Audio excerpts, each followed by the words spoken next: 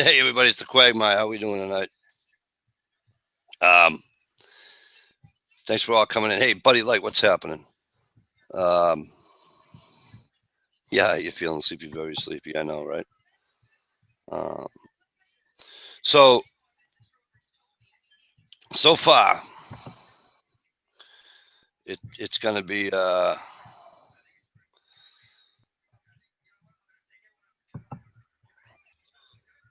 Hang on, I got to. Whoops, that's me. Okay, now nobody will have an echo. Um, I think so, I'm. I think I cut out my mic, right? I should be fine. what's that, Bud? No, I think I don't have an echo, right? I'm good. Okay, okay. Um, so far tonight, we have working class bosom with us tonight, and I have other invites out, but they haven't answered their bells or what have you. So we'll see. I hope everybody's enjoying their Friday night. We'll do a quick rundown. First was Jay Watterson, 69. Jay, thanks for coming. King Coin, how you been? Um, Big Baby Zip, working class woodsman, digging to metal. How are ya? Fuzz T Fork 8. Yeah, I didn't get my deal. I'll explain that in a minute or two. Yeah, you got some explaining to do, buddy. I gotta Partisan say, Gorilla, better known as PG. How are you, my friend? Bush brother made it in. And let me see. Mr. Buddy Light.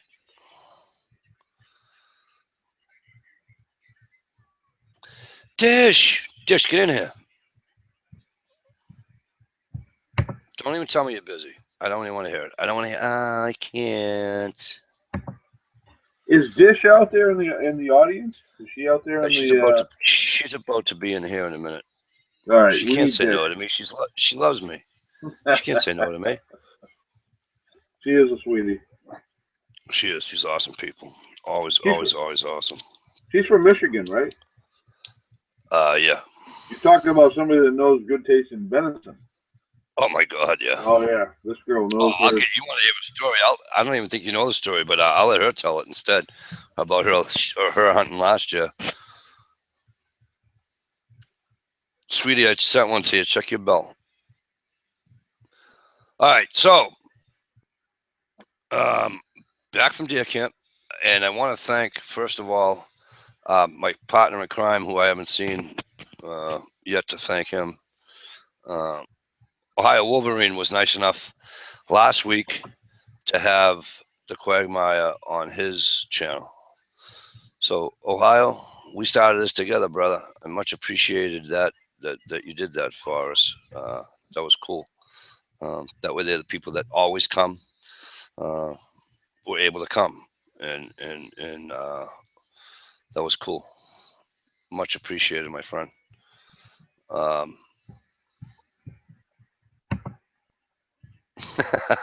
PG. Um, all right, so and the reason why he did that, for those who may not have been here, is I was at deer camp last week.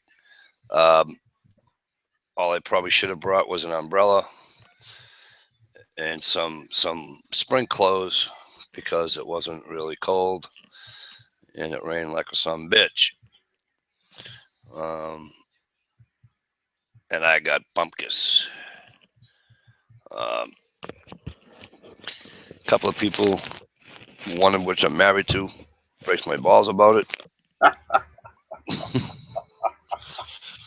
Um, Uh, Caused me. I thought you were the great white hunter. Um, but it'll tell you. I mean, oh, sorry, buddy.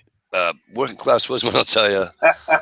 Um, and those of you that have done it, you guys know, and girls know, hunting public lands without being able to put. I shouldn't say without being able to. we're able to. It's just a trusting type thing. Without putting trail cam out, and like a buddy of mine, he goes up there in the summertime, so and we talk to locals, and we know what track looks like, we know what scrapes look like, we know what rubs look like, obviously, right? They're all there. And they're not like it's not like it's 2, 3, 4 days old. Okay, it's really hard to, in my opinion, anyway. It's really hard to hunt public land. Um,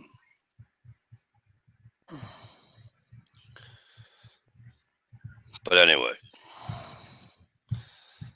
just how come you're not on the panel yet? Yeah, what the hell's she doing? I don't know. She's breaking my balls, I think.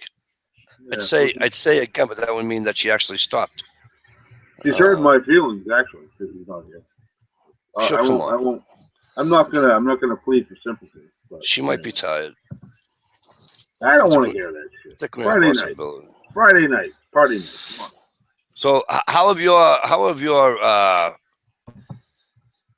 well, I'm not going to ask you how you do publicly, how you publicly shoot on public land, hunt on public land, because you got one. Well, more than one, right?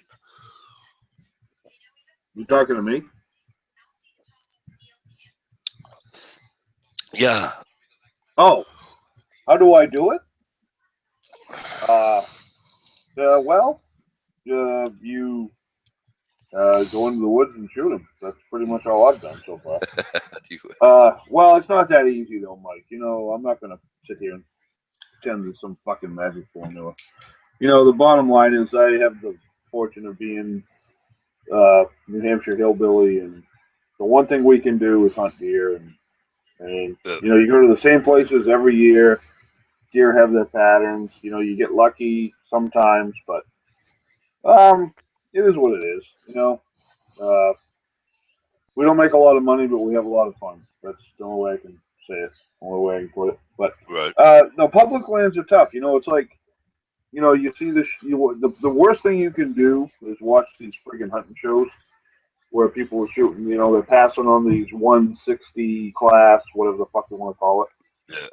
Sorry for the swear, but it's all right. Yeah, but that's not hunting. Hunting is go out in your backyard and in blaze orange and drag back a deer, whether it's a buck or a doe, it doesn't matter. That's hunting, and it's tough. It's not that easy. It isn't. People. I've had dry years. All my friends have had dry years. We've had good years. You shot one last year, right? Year before last. Year before, whatever. Hey, but it's not even I missed. Yeah, I got to. I'm not going to say I sit here. I've shot a few, but this year I've missed two really good deer. Missed them. I just didn't get a shot. Didn't have my shit together, whatever you want to call it. It's not a give me. It's not that easy. It isn't. If it was easy, they wouldn't call it hunting. They call it killing. Yes, that's correct. Yep.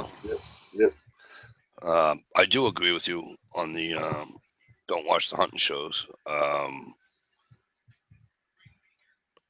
said this before. You might as well go hunting at a zoo. Yeah, I mean, that's true. Yeah.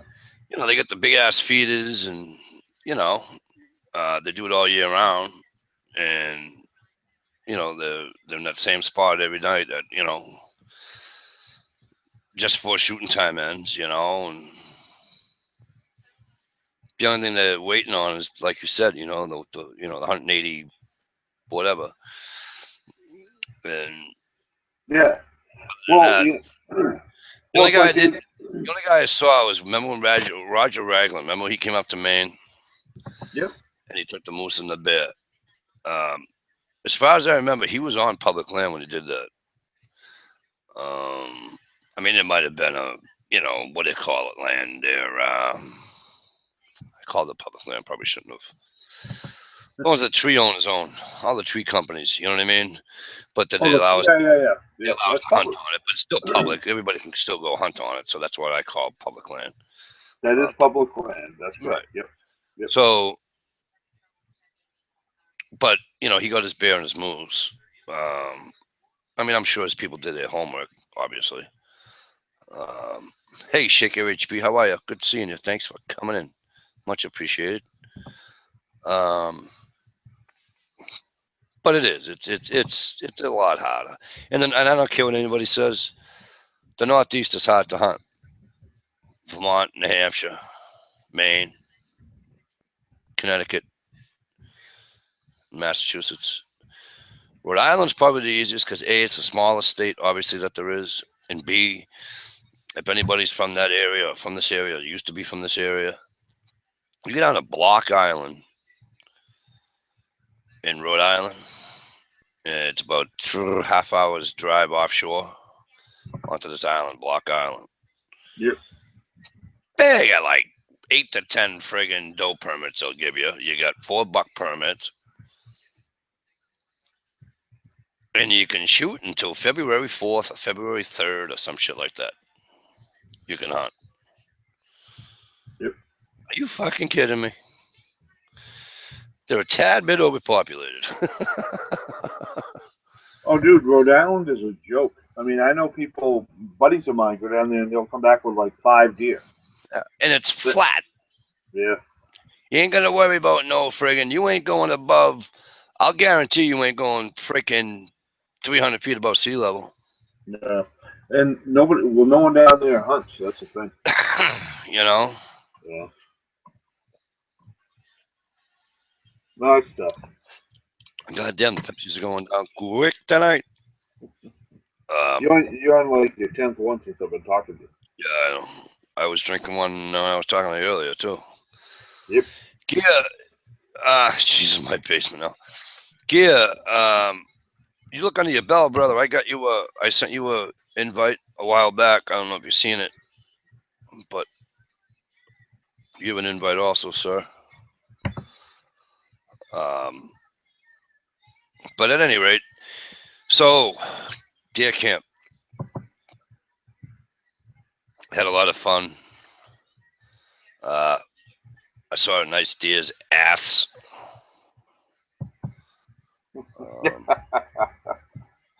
My deer has a nice ass too, by the way. Problem is, I'm married to her and I can't shoot her. Not that I would. But that's about it. So Mike? What's the topic tonight? What are we talking about? We're talking about ice fishing. We can politics, talk about anything we want. Let's talk about ice fishing. Let's piss off Dish. We'll talk about ice fishing. Oh, she's from Michigan, right? Yeah, let's talk about ice. Well, anyway, Mikey's coming up here in New Hampshire, and he's going to start catching big trout. Kill it. The ice. This winter. Anybody that wants to go ice fishing is more than welcome. But you like to jig, though, you say, right, Mike? Yeah, I'll jig. I'll bring my tip ups, but yeah, I like to jig. I've only gone jigging. So, hell, one day I got so pissed off I couldn't find my jigging rod. I brought my regular rod. That's fine. They used to laugh at me. I used to have this 5-foot ugly stick, and on Derby weekend, it was like tradition. I'd bring it out, and I was the only one with like a full size rod. But when I had a hit, I was the one that was like, "No, this is how it's so much better with a full size fishing rod." No one brings them ice fishing, but there's no. You could fish with a 10. You could ice fish with a surf cast rod if you want to. If you think about it. Yeah. Nobody does that. Right. But anyway. But I'm gonna head north, and we're gonna do some ice fishing. Yeah, like I say, on Winnipesaukee, you can only have 2 tip ups anyway, or 2 fishing devices. So if you're jigging, you can only have one tip up. Shaker HP has a Ronco Fishomatic. Help me out. I know what you know what that is, but I don't. Oh yeah, dude, that Ronco fish, that is classic. That is the classic fishing. That was Yeah, back in the 70s. It was a little. It was probably folded up. It was this big. really. You unfolded it, and it had two eyelets, and the fishing line came out, and it was literally a fishing rod that was Wait, probably. the brown one? Yes, yeah, Dude, yeah. my grandpa, I think I still got one in my basement at my mother's house. That's the Ron Popeil Fishomatic. That Oh, is classic. If you have one of those, dude, I'd love to get my hands on one of them. We used to fish with them. I mean, back in the yeah, seventies, I can remember catching brown. I can remember catching trout day in day out with those things. really? Yep, they had a little the reel, the handle used to pop out of the side. When it folded up, it was this thing this big with a handle folded in. You pop the handle out, fold out the rod. It was two eyelets, and you could cast. I don't know. You could cast probably 30 yards with it, and it worked very well. The Fishomatic, Ron Popeil, absolutely. Oh, that's cool. Yep. How about did you or anybody else, Shaker? Did you ever go hunt power fishing with a bamboo rod and a line, no reel, just a line attached to a bamboo rod, and you just wait on the bite and you just do this. That's where I learned how to horn pout in New Hampshire. I did. My grandfather he had these bamboo poles, and strictly use those just for horn pouting. Well, And did your grandfather call it swing poling? Because what you do is you take it was like a 10-foot rod, and you'd have the bait, and you would swing it out, and you'd actually get it like 20 or 30 feet out, and it would flop in. That's what they used to call it. It was yeah, really well, good. the pole was probably 7 foot, and the line was probably 7'4", because he had like a little nail down the bottom of the bamboo, so all he used to do is wrap up his line. Yep, yep, yep, And when we get out there, we unwrap it, obviously, put yep, bait on it, let it ride, and put the tip about this far off the water, yep. you know, and you get that nibble. Whoop! No, long poling. That's what they called it. Long poling. That's what it was. Yep. We used to do that when I was a kid. A lot of crappie and horn pout that way. Yep. Teresa, how are you tonight, sweetheart? Um, I miss it though. Oh yeah. I miss freshwater fishing a lot in the summer because a lot of the kids aren't interested in it. Um, and if I say, you know, I'm going somewhere, it's, well, we want to go to the beach, you know. So they're not old enough for me to leave at the lake by themselves, or, you know what I mean? They're not teenagers, they're only 11 and 9. So, Yeah. We used to, if you could get your kids up to the White Mountains, where I do a lot of brook trout fishing up there, yeah, they can actually play in the river. There's like these little whirlpools that they can play in, and you can fish and catch native brook trout. that's an idea. That's a great idea. It is an idea. Yeah. Nothing better than a native brook trout. Shake Rich B says, yes, mother's favorite way to fish. She loved the bullhead catfish.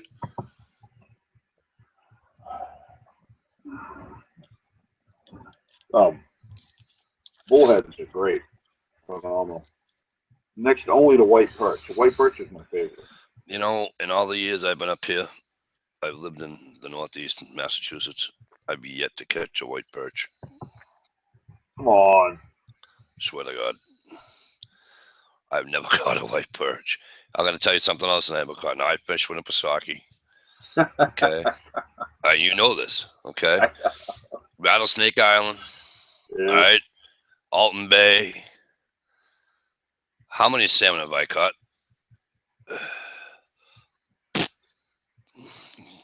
Really? Never caught a salmon out of a Pisaki in my life. Oh, Jesus Christ, dude. Well, we talked on a lot of reasons why, but it's a lot of reasons why I gave up on freshwater fishing, because I must either suck at it or I'm using a wrong bait, or and but I'll go. Well, I used to because I used to go saltwater fishing, but all those were in an ex-girlfriend's house. I'd go saltwater fishing, and it's like every time I go, schoolie, I'll take it. Big enough, thank you. You know what I mean? I'll go right off the jetties in Gloucester. A lot of fun. Oh, that's some of the best surf casting in the world in Gloucester. Yep. Those jetties are incredible. I remember we used to pack. We had a special backpack. I used to go down there years ago, and you'd walk way the hell out on those jetties, and you'd catch friggin' striper after striper after striper. Oh yeah. Yeah, but I mean, we talked earlier. Obviously, you can't keep salmon through the ice, in New Hampshire. Yep. But I mean, I think I probably realistically caught 40 salmon last year through the ice. Yeah, but see, I never even done it in the spring or the summer. Have you? Yeah, I caught this spring when they started running. I caught, well, for 10 days I caught 2 keepers a day, but I probably caught, some days I caught 7, 10, 12, 15 salmon a day. You only keep 2. Right. Now, what are you using for bait though? I can't tell you. I got to show you. I can't. Honestly, none of these people in the chat are from New Hampshire. They're not going to take our spot. Well, no one's going to take our spot. But honestly, you know what I use? Crappie jigs. Really? The smallest, teeniest, tiniest tube jigs. And if you go on my channel, yep. Working Class Woodsman, look through my ice fishing videos, and you will see me using these little tiny crappie jigs. And I did a brook trout video. Yeah, yes. Almost the last one. Yes. Right? Correct. Wasn't it the last weekend you were fishing? Yeah. Right. If you look at that jig, it's the smallest crappie jig you can get. And what it is, it's mimicking a sucker egg. And the trick to catching spring salmon is what they're feeding on is sucker eggs. When those salmon are coming up the stream, up the rivers, because salmon can't spawn in Winnipesaukee. They try to, but they can't. They can't spawn. They have to be stocked. They are feeding on sucker eggs. What the closest thing to a sucker egg? It's about It's about the size of a pencil eraser with a skirt. That is what they hit, and that's the best way. The smaller, the better. I mean, the smaller the bait, the better. But those little yellow and white tail crappie jigs, that's what I catch my salmon on. And I caught, I caught 2 keepers a day for 10 days. Wow. Yeah. And if you, again, look at my stupid videos, I did one on the fish of 2015. I got some of the best salmon I caught. They were all caught on those fucking crappie jigs. It's not rocket science, but that's what they hit.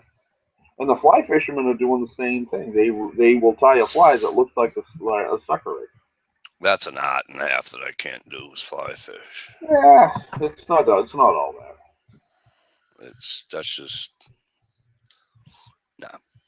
too much shit to have to remember. 10 and 2, Mike. That's all you got to know. 10. You know what I like? You're gonna laugh at me. You know what I like doing? I miss the old days with the old Zebcos. Yep.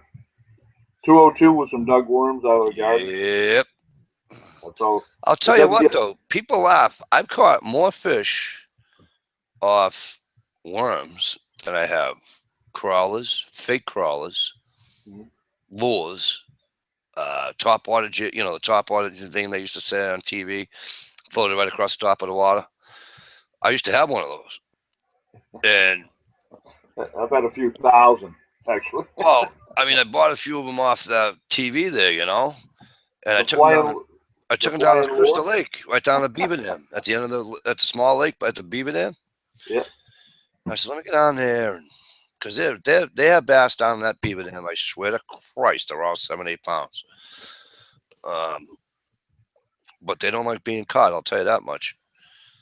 But anyway, I took it down there. Nothing. I take that off. I put a worm on there, dude. You sit there and you catch all day long.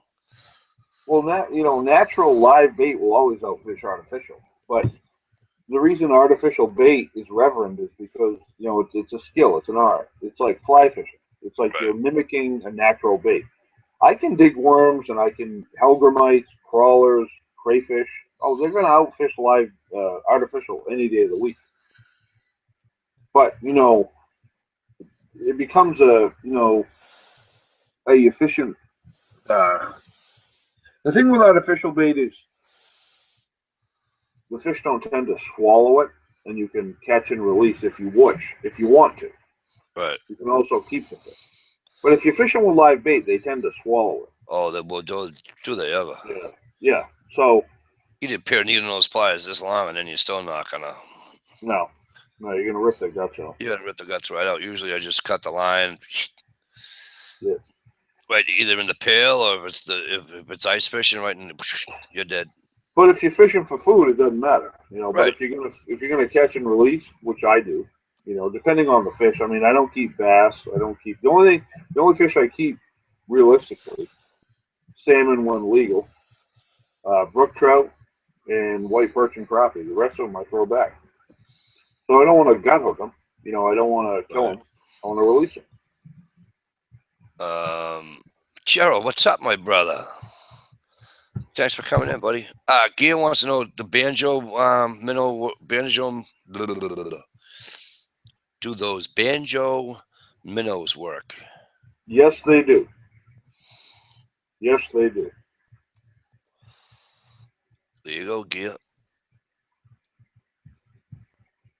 Mike, we should. You know what, Mike? I'm going to make a proposition to you. I think this coming summer. First of all, we're going to do some ice fishing videos, right? But Oh, absolutely. come summer, you and I are going to do some how-to instructional freshwater fishing videos. You want me to instruct somebody into doing something You other trust than me? lighting a cigarette and drinking a Pepsi? No, trust me. You're gonna by the end of the summer, you're going to be a master bass. You're going to be a bass master. Trust me. Yeah, but I eat everything I catch, though, bro. Most of it. That's fine. You can eat whatever the fuck you want. I don't care. Gerald B, you kidding me? Really? Seriously? Gerald, you drove right by my. Actually, you go 95. Still, you went that far. What you go down South Station to pick her up? Gerald, I was up north, and Gerald was in Boston. Gerald B, isn't he from Maine? Yeah. Yeah. So, yeah. Yeah, he's the one that he's like you. He goes, 100 yards and sees, 6 deer. Yeah.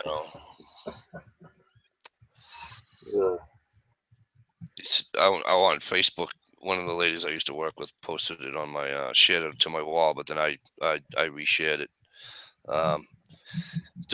It's a cow elk and a buck, Mm-hmm. and they're facing each other while the buck's facing the cow. And he says, "Yeah, we had to go to your sister's during frickin' hunting season, right?" Or you wanted to go to your sister's during fucking hunting season near the lake or some shit like that. It was fucking funny. Yeah. But PG, you're funny. But yeah, we're gonna do that. And the other picture was Stump sent to me. Well, he sent to a bunch of people, not just me. But he sent me a picture of a guy who was ice fishing, and he's ice fishing on this 10 by 10 piece of ice with open water all around him. He goes, "Mike, is this you?" I go, "Yep, that's me." Well, there is. We do have our master plumbers and master electricians, and we do have our master baiters. There's no question. Right. Yeah. I can bait a hook. I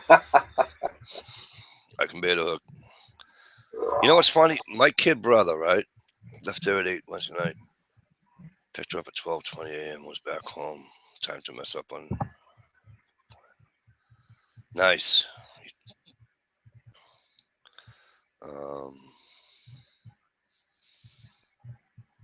What was I saying before I read Joel's note? Oh, my kid brother. The way he ties his line on onto a hook. Yep. Okay. And I told you, because I'll be like this trying to do it. I'm not even lying. I'll be like, what the fuck? The butt will be hanging out of my mouth, right? And I'll be like, people think I'm crazy. Like, how can you smoke and hunt? I goes, that's easy. That. Yeah. Anyways, that's another story. So he'll take it and he'll twist. Does he puts it through?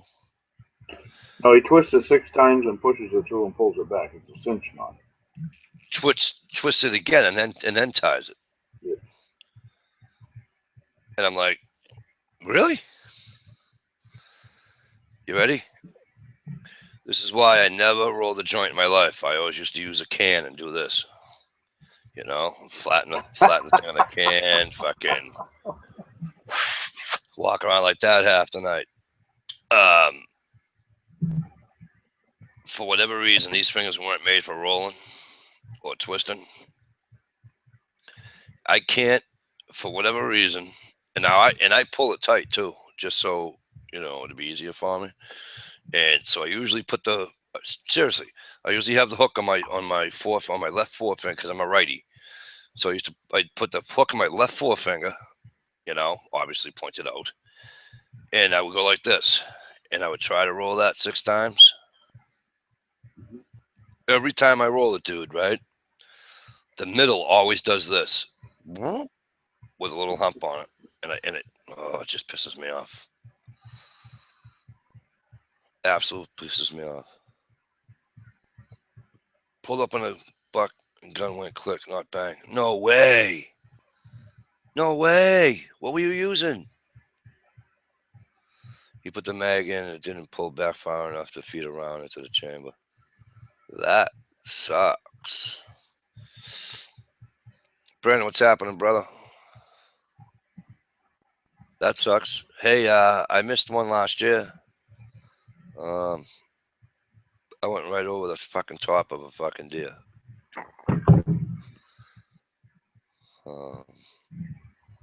Shit, I did that turkey hunting too. Where the hell's TR? He's probably on that thing with Chama. Yeah, well, I just sent him a text. Get the goddamn he won't come over. He won't come over.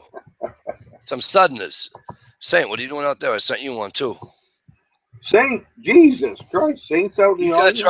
Saint's gonna try hunting. I told him he can't hunt in a zoo though. So. Come on, Saint. We need a fresh voice. Mike and I are dying here. We're not dying. I just, No, I don't. You know what? There's nights I don't mind having 10 people on here, and there's nights that I could care less that it's just you and I, or me and you, or me and whoever. You know what I'm saying? Yeah. I'm weird like that. That's why I like him, Mike. He could have got that one with buckshot. God damn it, Gerald. I feel for you, man. Yeah, so, hey, Colorado Biker, how are you, man? Thanks for coming in. So last year I'm up in Maine, and I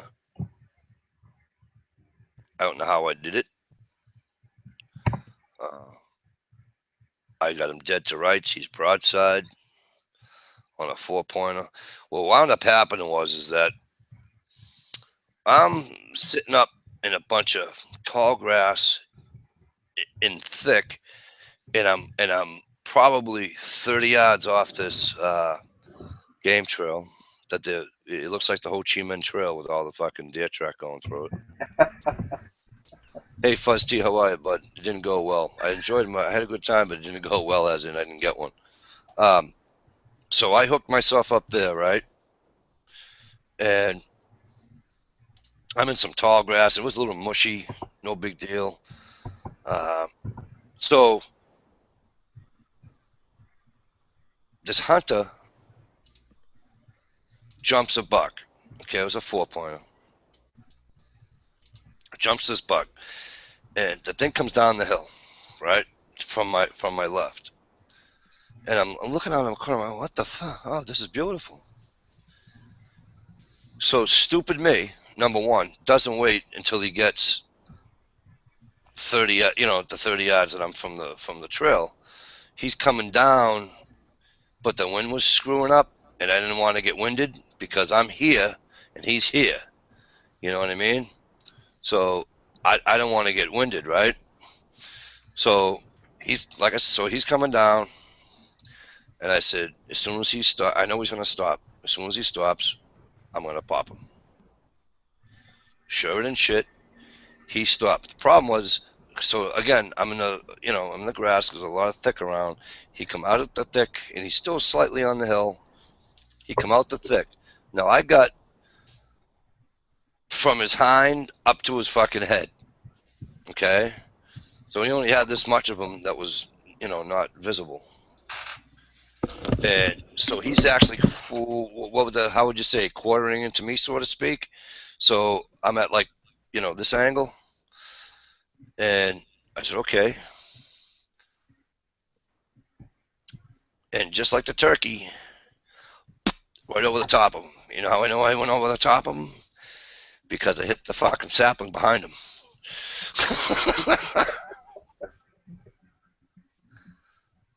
Oh man! So I quickly reloaded again, and of course I was using one eye back then. Thank you, Mr. Working Class Woodsman, fixed my ass on that. But I was only doing one eye back then, and I couldn't. I lost sight of him. He went off the trail, and I lost sight of him, and I was fucking pissed. And so my buddy's pissed. He goes, "Is that you?" I go, "Yeah." I says, "But I missed him." He says, "How do you know you missed him?" I says, "Because I hit the sapling behind him." And he goes, "You got to go make sure there was no hair. There's no hair. There's no blood. There's no nothing." I goes, "No shit." And so of course I did it, and of course there was no hair and there was no blood. And what's weird is, right, the deer I got, okay, I had him probably an inch and a half, 2 inches below his spine. I just got him. I double lunged him, and I just went through his lung. But it was the very, very top of his lung. You know what I'm saying? So that was high. I shot high on a turkey. The only time I ever went fucking turkey hunting, and I shot high on this deer. So I don't know what I'm doing. Usually everything else pulls to the left because that's just how it is. That's how I go. When I was a kid playing softball, baseball, whatever, hockey, it didn't matter. Everything went left. You know, not high. I don't know. So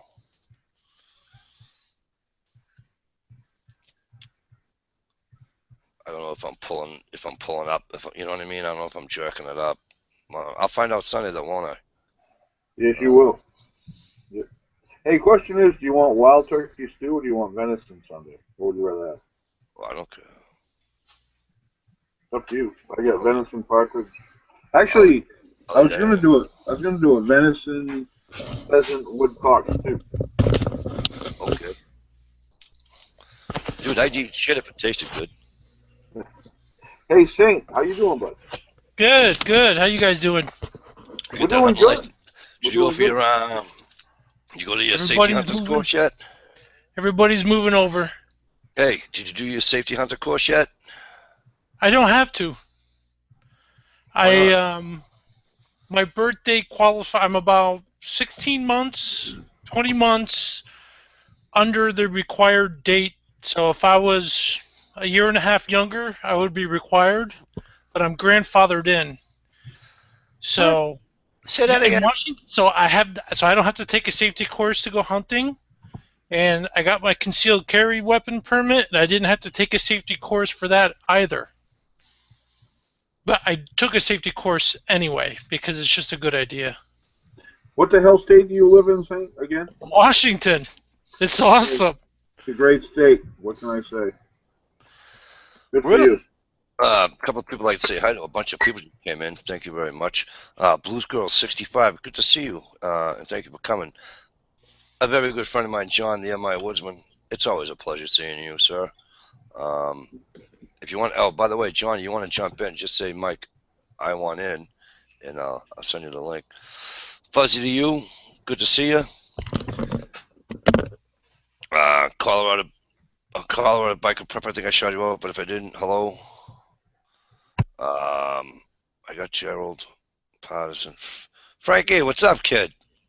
Adjust my sights. Yeah, but we're going to find this all out tomorrow, Sunday, Frank. Thank you.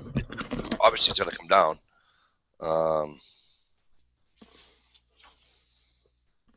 I don't know. It's just frustration. Weapons machinist, how are you, bud? Fuzz T-Fork, 25 degrees. It's pretty nipply here, too, my friend. Not 25 degrees, but it's nipply here. It was beautiful here today. It was like 60 degrees.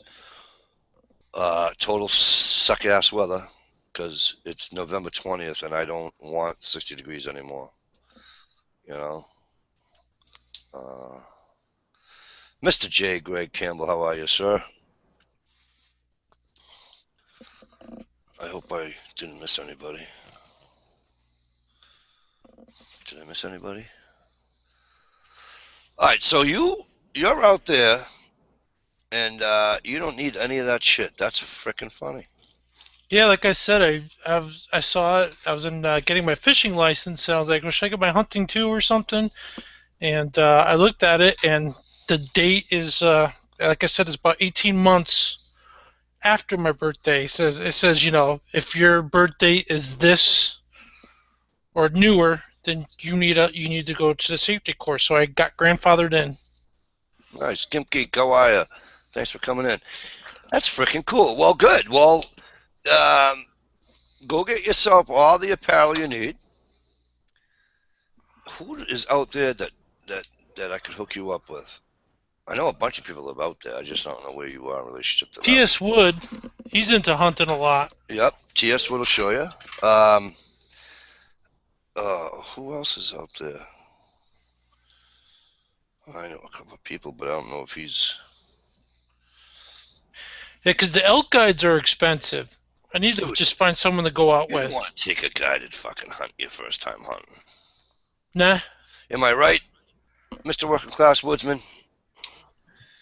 He That's does not. boy. Huh? No, you don't want to get into that fucking routine. Yeah, you even if you had the money, you don't want to do that. You want your first experience to be with a friend, somebody that can show you. Well, Go ahead.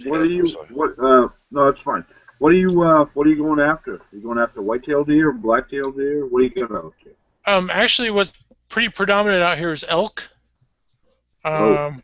We definitely have a lot of deer. I can just go over the other side of the mountains. It's about a 2-hour drive, and tons of deer out there. And it's kind of high plains desert type of area.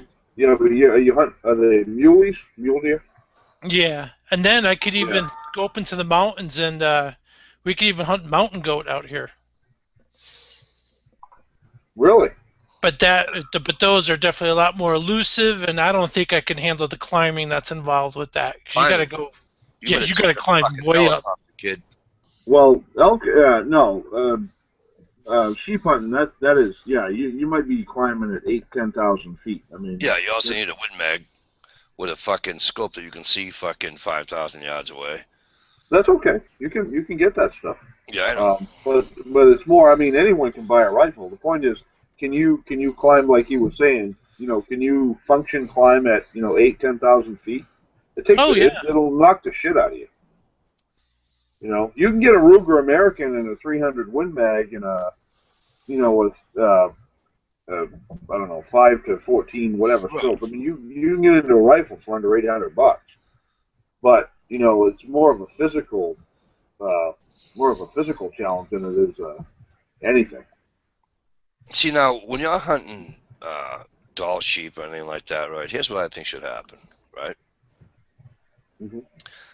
It's like the cartoons. You should be able to fucking shoot a plunger, right? With a line on the end of it, and then you just do this. Fuck that walking up a goddamn 14% grade fucking mountain. Bullshit.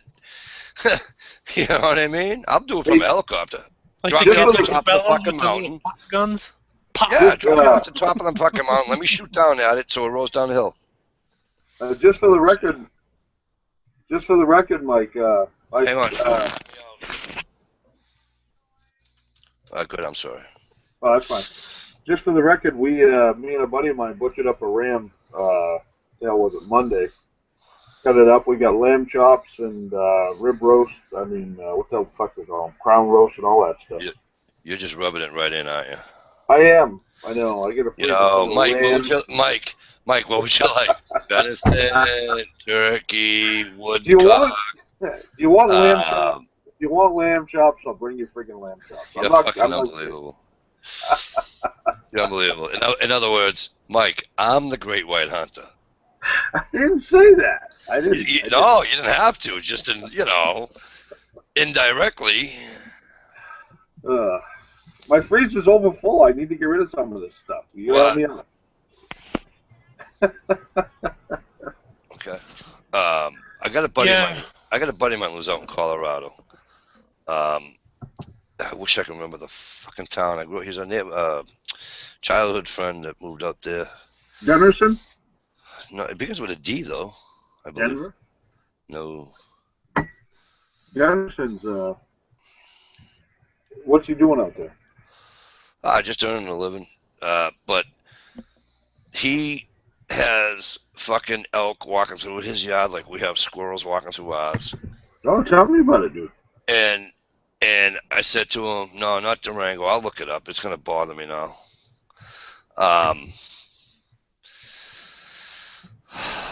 And I said to him, I says, well, if you want some of those, if they're bothering you, let me know, brother. I'll come out, right? I said, I'll take care of that problem for you. He says, well, there's a problem. I go, what? He said, if you shoot him, she'll shoot both of us. And I went, oh, okay. I said, never mind.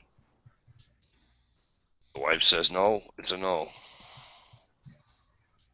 Wife likes looking at them and photographing them and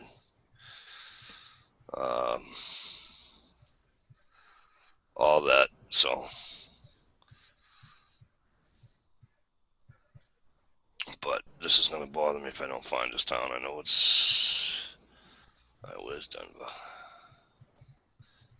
I didn't know there was a Rangeley, Colorado too. That's pretty funny. I was just in Rangeley, Maine. See that? You learn something every day.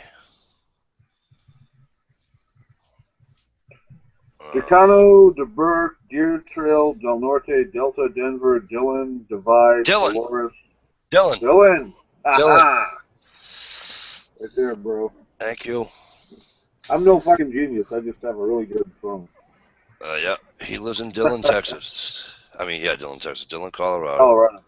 Well, my wife's from Colorado, so she still has a Colorado driver's license. She won't part with it. Hang on 1 second, guys. For what?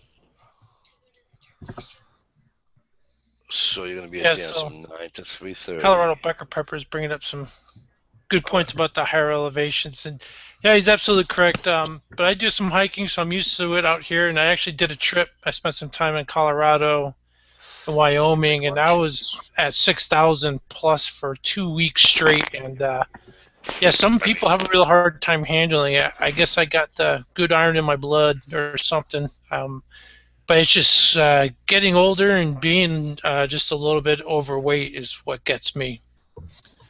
Hey, Cockcarry. Hey, Kelly. Thanks for coming. Yeah, I'm with you there, brother. Look at me. You know, I mean, I'll tell you what, I felt it. And I was only climbing mountains that were shit. What are they? 2,000. I think the tallest one I climbed was 2,000 footer. Oh, so, shit. Mike and I have to jump high. You know, we have to jump to be above sea level. Pretty much. We're all pretty much fat. Yeah, but I hear you though, Saint. It's not, and then tie on the fact that I smoke 2 packs a day. So, yes, I'm with you. But here's the funny part: I didn't drink a lot, and really not too much of this until I got back to camp. I drank a ton of water before I left because I learned the first time. Who's better than you? Is that a girl? Good night, honey. I learned the very first year I went. I was looking where we were going. I'm like, God damn, Western Maine's a lot of mountainous area. And I called my buddy up. He's like, yeah, dude, it's a lot of mountain. I'm like, all right. So I knew the cramps are going to settle in. So I got off of this shit. I started drinking water and Gatorade. And I was okay. I mean, still sore. That's from the age and everything else. But I'll tell you. I have no ambition to shoot, like I told you. Unless they drop me off at the top of a mountain, I can shoot a sheep and it rolls all the way back down on the mountain. That's one thing. But fuck, I ain't climbing up. I'm just not doing it. You know. Well, I'll tell you what. Once you've had a taste of the mountain, dull sheep, you might change your mind about that. I know. I'm sure they taste nicely too. Well, everyone says, the best. What is the best eaten meat? I always thought it was elk, and a lot of people will agree with that. But when you taste a dull sheep, nothing. There's something about it. I'll tell you the best meat I've ever. Well, let me. While this lady's out here, I'll be nice. The best meat I've ever tasted, hands down, moose. Moose? What the hell are you talking about? Moose. I got like 20 pounds of moose meat in my freezer. I don't know what to do with it. You want it? Yeah, I'll take it. Moose is the best meat you can eat. And just an opinion. Just an opinion. Yeah. Just my opinion. Yeah, I like it. I mean, I do a lot of stews with it and stuff. It's good. Moose makes probably the best hamburger or moose burger if you want to do it right. I don't know why the fuck they call it hamburger, but ground beef.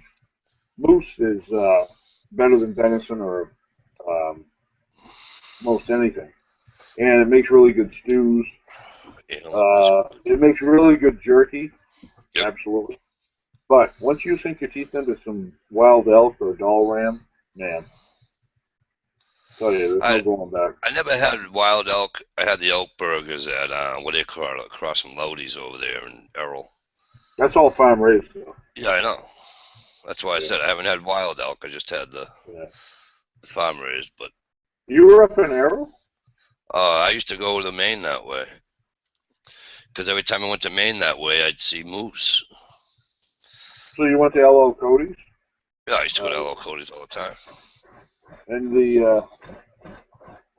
my dog having a friggin', I don't know what the fuck's wrong with him. Having some kind of a bronchospasm. I've got my dog on antihistamines. Have you ever heard of such a thing? No. Well, yeah. $600 a month ago, right? 2 o'clock in the morning, I take him to the friggin' vet at 2 o'clock in the morning. $6 worth of x-rays to say there's nothing wrong with it. It's like, you can't breathe. What do you mean there's nothing wrong with it? So he's got this, something in his head, like a sinus, something. I'm afraid he's got some sort of a brain tumor encroaching on his sinuses. Yep. But every once in a while he goes into these weird breathing fits. So, anyway. The only thing about dogs, dogs are God's trick on men. We love them, they leave us. Unfortunately. Kind of like a woman. I know she said. You said tumor like Schwarzenegger. It's a tumor. It's a tumor. Wild boar is great Colorado biker. I like wild boar. You mentioned antelope too. I went to a game feed. I had an antelope. That was pretty cool too. I like that rat on a stick. That's a hell of a friggin' delicacy right there. Yep. I'll tell you right now, though. He has a tree rat. Yeah. You know what, Mike? When it comes down to it, we're going to be eating friggin' gray squirrels. That's what we're going to be sustained on.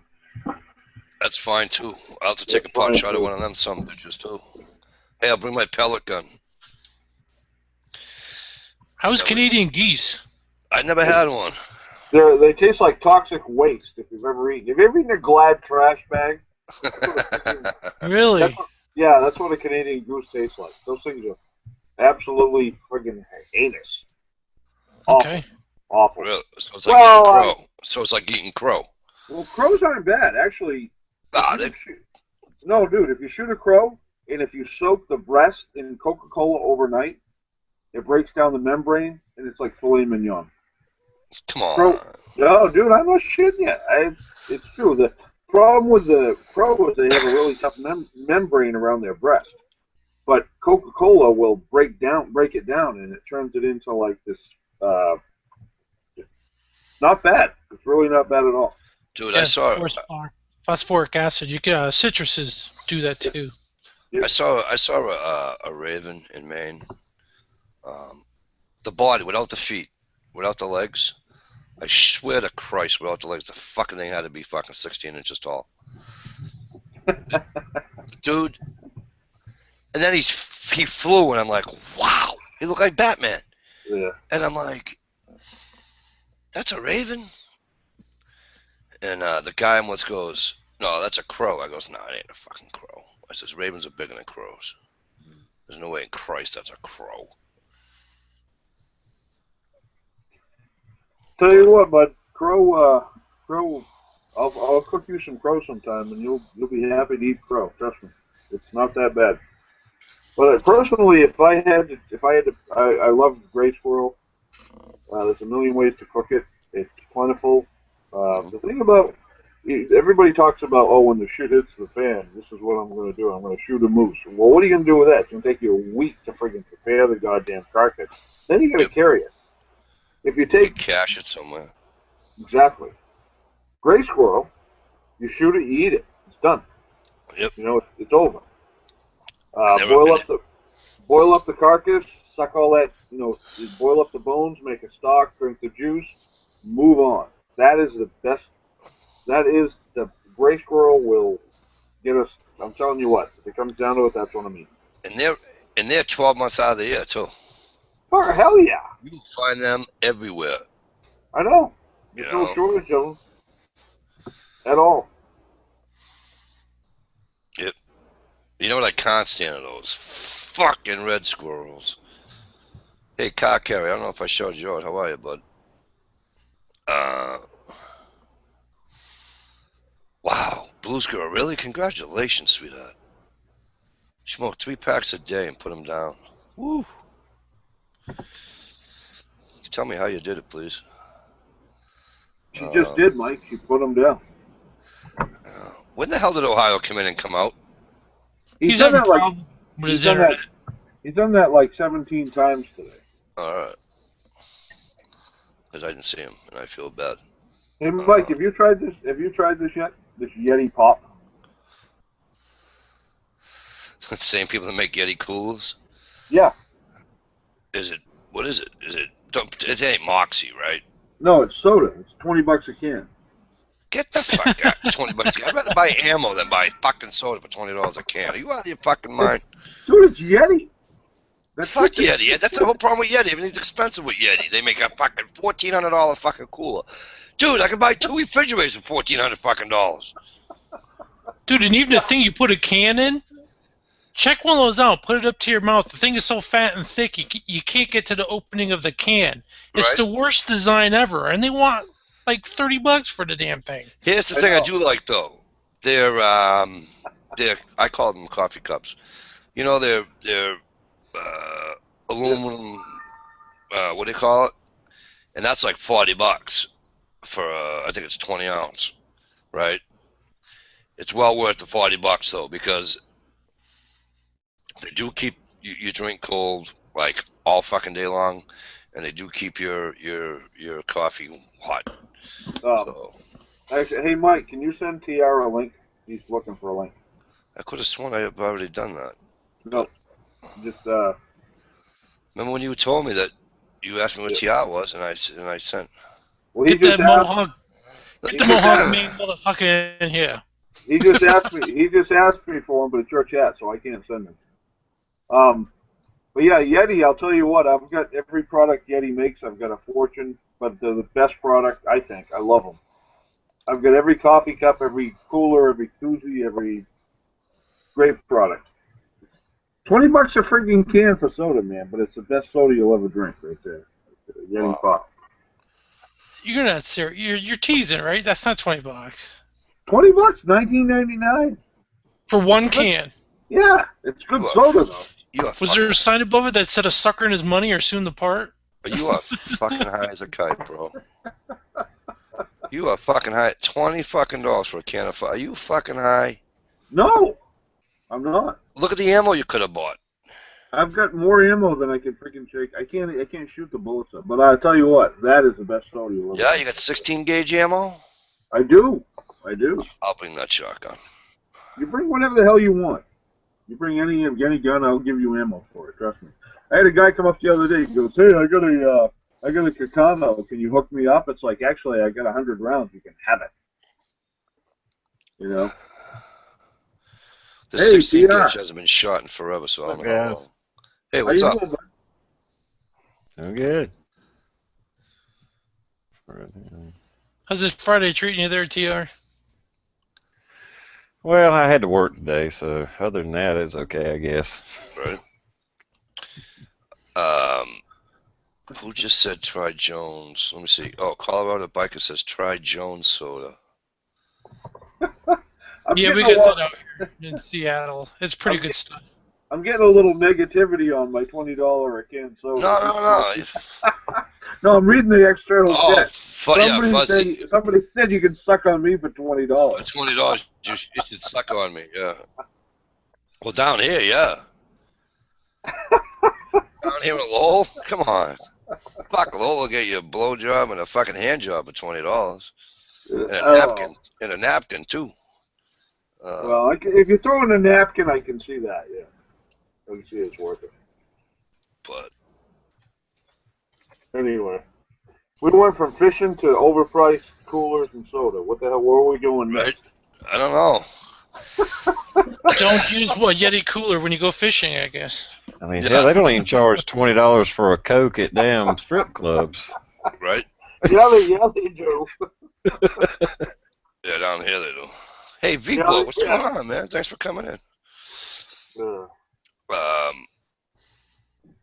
Yeah, I was in. Where the hell was I? And I saw. Was I in Kittery Trading Post and saw that fucking cooler? Which one? The Yeti? Yeah. Well, the big one's 900. Dude, it was more than that. I swear to God, I saw a Yeti cooler. No word of a lie. No exaggeration. It was over $1,100. That's full of elk meat, though. Huh? That's full of elk meat. That's full of elk meat. It is? For $1,100, yeah. Freeze dried, dry ice. Oh, I didn't see any sign that said full of elk meat. All I just saw was a price tag that said fucking $1,100 fucking dollars on it. Are you fucking kidding me right now? $1,100 for a goddamn cooler. Yes. It's about 6 feet. Oh, you know what it is? It was a fucking refrigerator laying down without the freaking reefer shit connected to it. Dude, I'm telling you, it was as long as a fridge. If you laid a refrigerator down on the ground, it was as long as a fridge without the reefer on it. And I'm like, that's the 160 actually, and then the sidewalls on that thing are 6 inches thick. It's a great product, trust me. I've got my big one. My biggest one is 800, and you could probably get a human body in there, but it'll hold ice for like freaking 13 days. Unbelievable. So for anyone who doesn't know, the place he's talking about is in southern Maine, a town called Kittery. And it's got to be, what's that place? It's got to be like 40,000 square feet or something. It's huge. All of that and more. It's like a big log cabin. It's kind of like Cabela's. It's just got everything: camping, fishing, hunting, clothes. It's just like a Cabela's, but it's its own, private store. And it's a big log, just a huge log cabin looking place with big fireplaces and everything. It's an awesome store. I still got a couple of fishing poles from there. Yeah, they are, and it's a really nice place. Well known around these parts. And there's that. Don't they sell like that? The smoked or steamed. They got that lobster place across the street. Right. That's just off the chain. Right across Route 1. As a matter of fact, there's a joint beside them that was open when I was up there. I bought my license a week ago this past Tuesday. And I said, I might as well get something to nibble on for the rest of the ride. Because at that point I still had, like, I don't know, 3 hours to go, whatever the hell it was. And a little less. Anyway, got myself a fucking lobster roll and 2 Pepsis. And I says, I'll take a lobster roll and 2 Pepsis. He goes, $17.95. Still cheaper than his soda. I look at him, I'm like, what? Dude, you're off season. What do you mean $17.95? He goes, dude. I go, what? He goes, the Cokes are $2 a piece. I went, oh, okay, here. Well, didn't lobster go way down? Wasn't it like $6 or $7 a pound? Yeah. What's it now? I don't go back up? I haven't bought lobsters in a while. I mean, I'll buy the lobster salad and all that. I got too many kids to have lobsters in my house, dude. Yeah. You know, I got 3 kids that each of them will probably eat 2 and then look for more. All right, so that's 2 per. My wife would eat 2, I would eat 2. That's freaking 10 fucking lobsters. You know how much money that would cost me? What's big out here is we get the Dungeness crab out here. Yeah, how is that? Even the Alaskan king crab is somewhat cheaper because it's not coming from too far, and it's awesome. It's Dungeness crab are a hell of a lot easier to break open and eat than lobster. Really? But the fisheries have really had a bad season. I don't know if it's the heat, all around they have, but they've had some big bacterial, that red tide. Crap. So they've had a horrible year this year, which sucks because I'm used to having surf and turf for like New Year's. Right. Because all the crab boats are, that deadliest catch. Those crab boats, they go head out in October, November. So there's a bunch of crab down here by New Year's, and I don't know, it's going to be costly this year. Well, you know what's gone up. You can ask working class Muslims this. You know what's gone up around here? Fucking cod. Yep. You know why? Dude, they're going. Well, that hasn't been in. Well, no, the problem is the schools are going 200 freaking miles offshore. Cod. I'm like, you kidding me? And the guy goes, no. He says, dude, read this article. So I read the article, and then it referred you to 2 more articles if you didn't like that one, in which referred you. And they're all legit articles, they're all legit people, they're not like, some fucking blogger or something. And they're all legit, newspapers. And the cod were fucking swimming 200 freaking miles offshore. So now you got to pay the people who do it, the diesel for the freaking, for the, you know what I mean? What'd you do, find roadkill or something? You certainly didn't shoot that. You looking for me, Mike? Where'd you steal that He's out? showing off. What yard sale did you Hey, what yard sale you buy that from? You went to a fucking yard sale and got that, didn't you? No, it comes with a Yeti cooler. I'm telling you. Stop. Yeah. Anyway, I'm sorry, Mike. Go ahead. I had to get some. It should have came with the fucking can of Coke you bought, for Christ's sake. $20 fucking dollars. Come with a chick. Soda. Hell, $20 for a cola. It should come with a chick. Shit. It's getting a little ahead. Yeah. No, that's a pretty big head, right? That's a 12 pointer. It's a big head.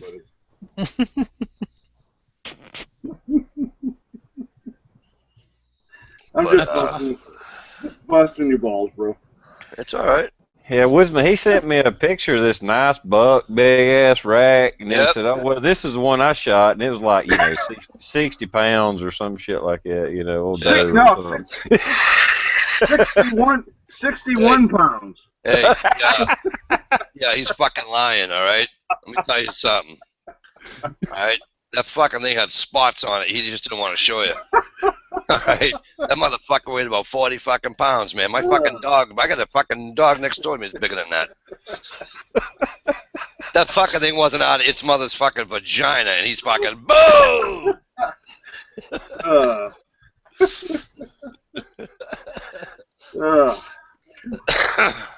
Tough crowd, man. Wow. What yard sale did you buy that out of? I like that. What you drinking tonight there, Woodsman? This is hard cider. There you go. Angry Orchard Crispy Apple.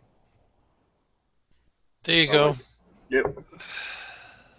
What are you guys drinking? Ginger ale, Canada Dry. Yep, I do that. TR, what are you drinking?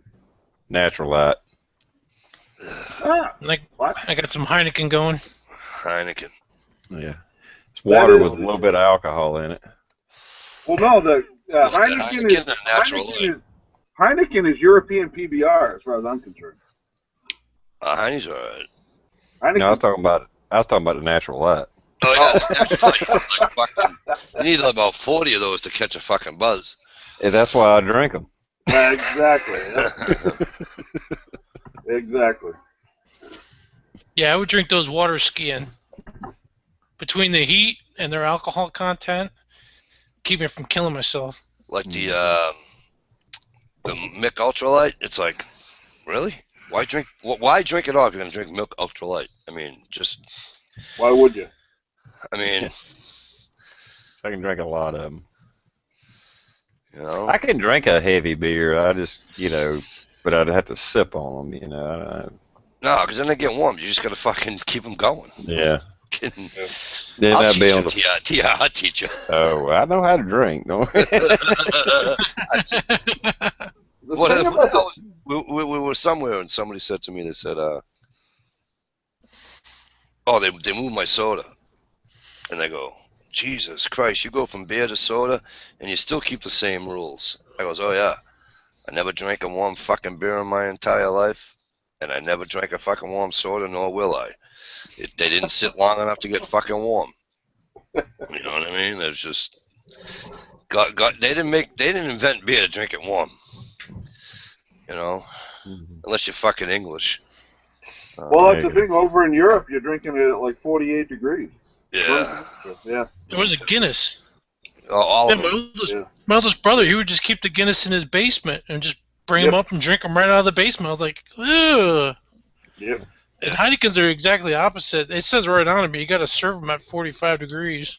Oh, you want that shit like 1 degree. You want that 1 degree above freezing. What does it say? Yeah, this stuff has got to be cold, or else it gets skunky. I used to like my Budweisers right before there was a tinge of slush on the top for ice. You know what I mean? I wanted that fucker nice and cold. Them motherfuckers get on like a goddamn glass of cold water on a 95-degree day. Mike, have you ever done this back in high school? We used to put a six-pack. We used to drive to school. We put a six-pack of Bud Pounders in the trunk of the car in the 80-degree heat, and by the end of the day, it was like 125, 130 degrees, and you'd shoot the whole beer down at the end of the day. You ever do that? I actually have, and because somebody said you can catch a fucking buzz and a half doing that. Jesus Christ, can you ever? Yeah. And I vowed never to do that again. No. What's a pounder, a tall boy? Yeah, 16 ounce. 16 ounce, yeah. Boy, it is. You get that 130 degrees, and you go to the bottom of the can with a can opener, and you pop it, and you got to shoot the whole thing. Yeah, shotgun. Yeah. And I'll tell you what, man, it'll knock you on your ass. The best drink beer out of a straw. A straw gets you fucked up, too. Well, if not, you just do a fucking Boilermaker. I mean, yeah. You just, you take your old granddad, take your JD, whatever the fuck you want, put that sumbitch in a shot glass, drop that fucking thing in your beer mug. Good night. It's for Jay Gregg out there. Yeah, I like my tequila. I'm about to kill this bottle. There you go. Cheers. I work today, so it's beer 30. Yeah, Protestant Gorilla says warm gets a better taste, and it's an acquired thing. It is. It's like drinking fucking scotch. It's, you don't go up just saying, I think I'm going to have scotch today. That's an acquired fucking taste. It's true, and guess what? The true Scotch drinkers, being one myself, you drink it neat, you drink it at room temperature, and that is the way to drink Scotch. And you talk Newcastle, Guinness, a lot of those European beers, they taste better at room temperature. Yeah. But you don't freaking chug them. You know, you'll have two, and that's you can't. You know, it's not like, you know, you can drink 18 Miller Lights if you want, but you don't drink 18 freaking Newcastles at room temperature at all. My sister went to England when she was like 18 or whatever it was, and she comes back with a 6-pack of Guinness for me. I was like 16 or 17, and I'll tell you what, I had one of them. It didn't. Nope. It's like drinking fucking coffee that sat fucking 3 days. You know, it's just ugh. Well, do you guys remember when Bass and Sam Adams first came out? Felt like I was drinking dinner in a glass. It's like, whoa, you put it down, and now it's like, now dark beers are nothing. But when those first came out, man, whoo. It's like making your own beer. Make your own beer. It's the same thing. Yeah. When I go to a bar, I get a black and tan. That, to me, that's my go-to drink. You know, Awesome. but I need a knife and a fork with it. What is that? An African American and a blonde? No, actually, no. Don't. You've been reading my lineage, my gene pool. I don't want to talk about that shit. But a black and tan is Bass Ale and Guinness. Yes, yeah. Yeah, you've seen it. Kind of Guinness and all that. Yep. And well, it's actually, the true black and tan is a Bass and a Murphy Stout. That's the true. But now, if you go into a bar, they're going to use Guinness over Murphy Stout. But it's blonde and dark, and it's like it's actually, I love them. I do. One of these What was days, it? You got that? Oh, I'm sorry, Mike. You go, please. One of these days, you're going. Is the Wolf Bar Inn still over there? Yeah, but it sucks. Do they still do the beer steins? They do. Well, we're in corporate. Oh, really? Because I'll tell you what. Yeah. In 1990, I put my beer stein went up on the rack, and I haven't been in that building since like 1993. So, you know what? It's probably still there though, because the last time I was there, the problem is the Whooper Win went corporate, and now they have like the Winnie Bell. You know that both everybody goes out on. Their whole thing now is during the summer they hold every day they have a $30,000 wedding. Yep. That's how they make money. But the beer steins are still there. So guess what? I know the maintenance guy that works at the Whooper Win, and if Mike DeLucia has a beer stein, I can get it for you. You get it? Oh, it's there. Oh, it's still, I should say, if it's still there. No, they're all there. There's a million of them hanging off the ceiling. Yeah. I don't want to go in there because then I'll just wind up filling the fucking thing. But that place sucks, dude. I went in the last time I went in. I had a fucking Brillo pad in my nachos, and the bartender said, "Well, we won't charge you for it." It's like, no shit, you won't charge me for it. And I stormed out of there and never went back. I hate it. Awful. Unfortunately. It used to be a pretty cool place.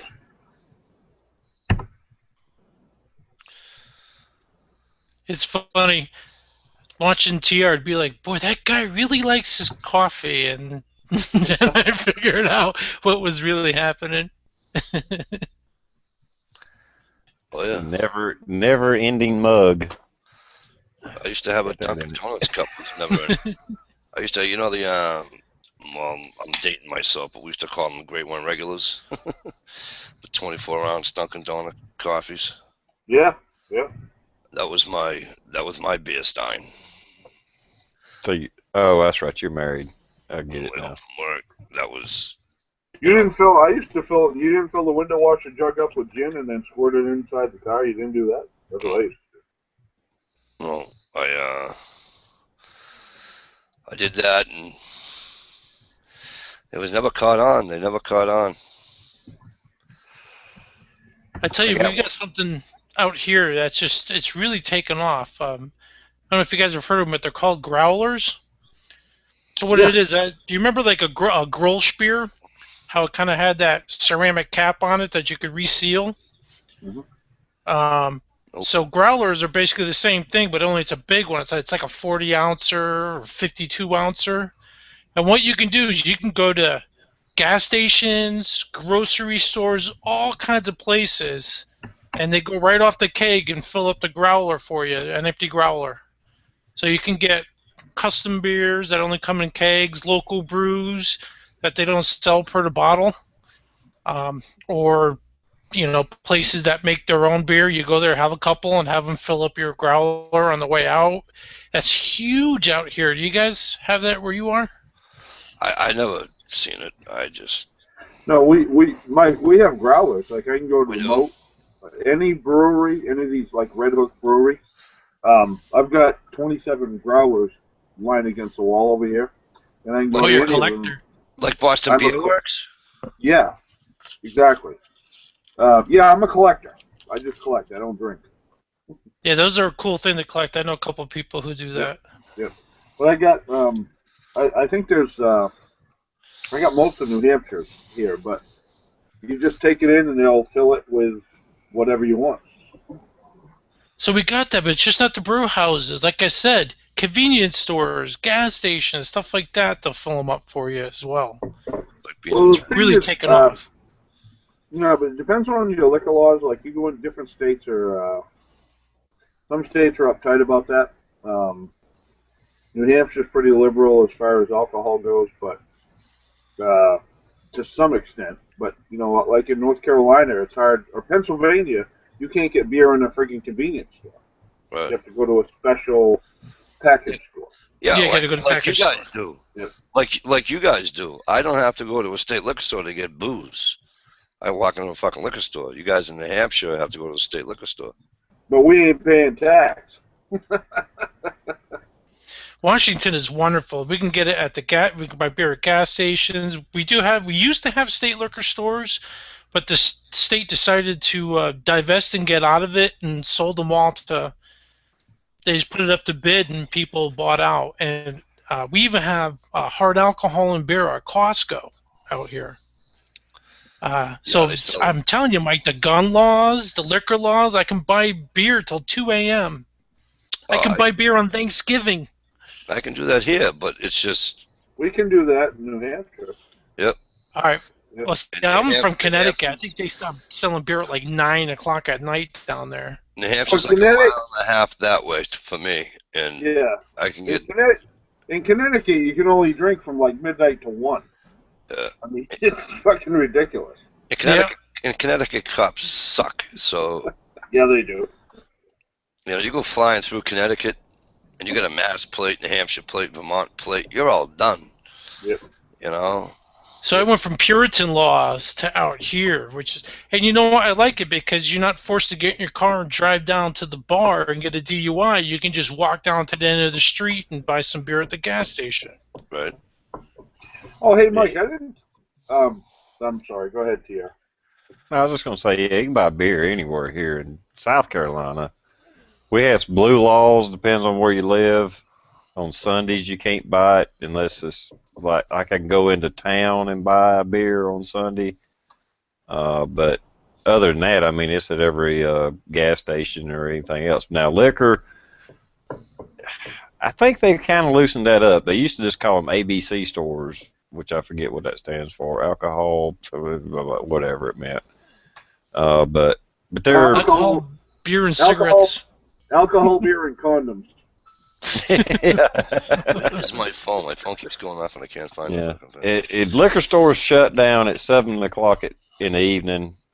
And I think even in the city and stuff, they're not open on Sunday.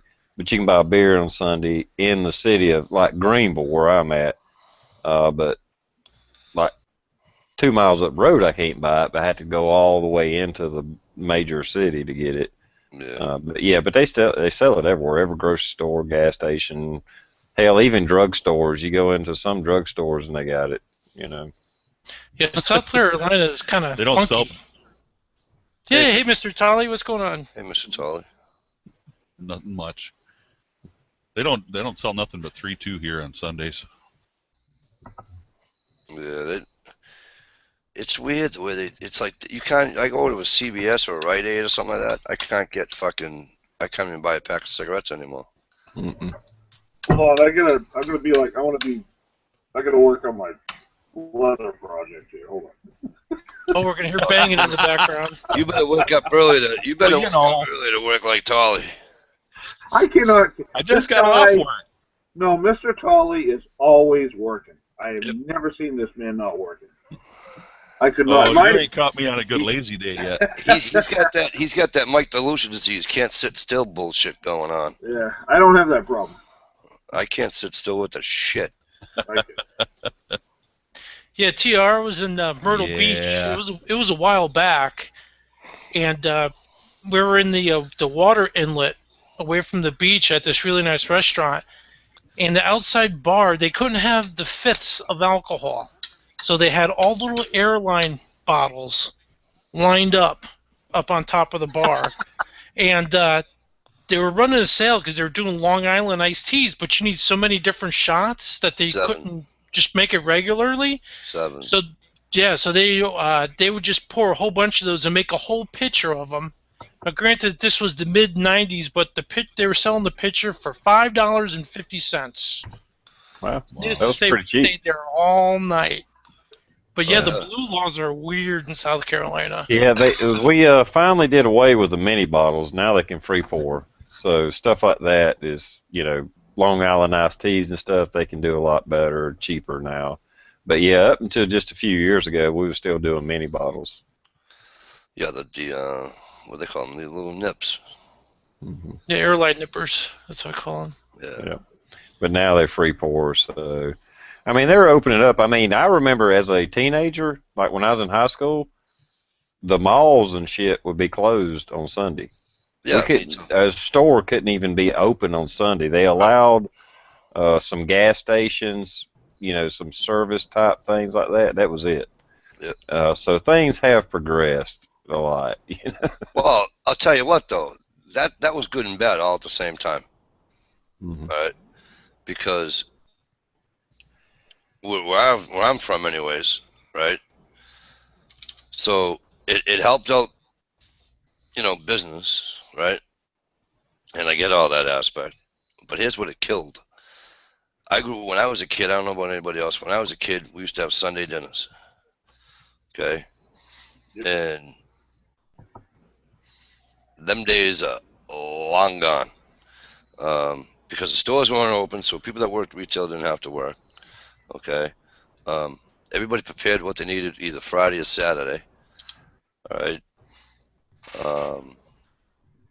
Yeah, go ahead. Oh yeah, you can't. I'll have to do it. And so what happened is that now there's just no more. There's just no more of it. Sunday dinners are just family and friends coming over, and now you know what it is now. Family, you know what it is. Sunday dinner is now. It's going to somebody's house and watching a fucking football game.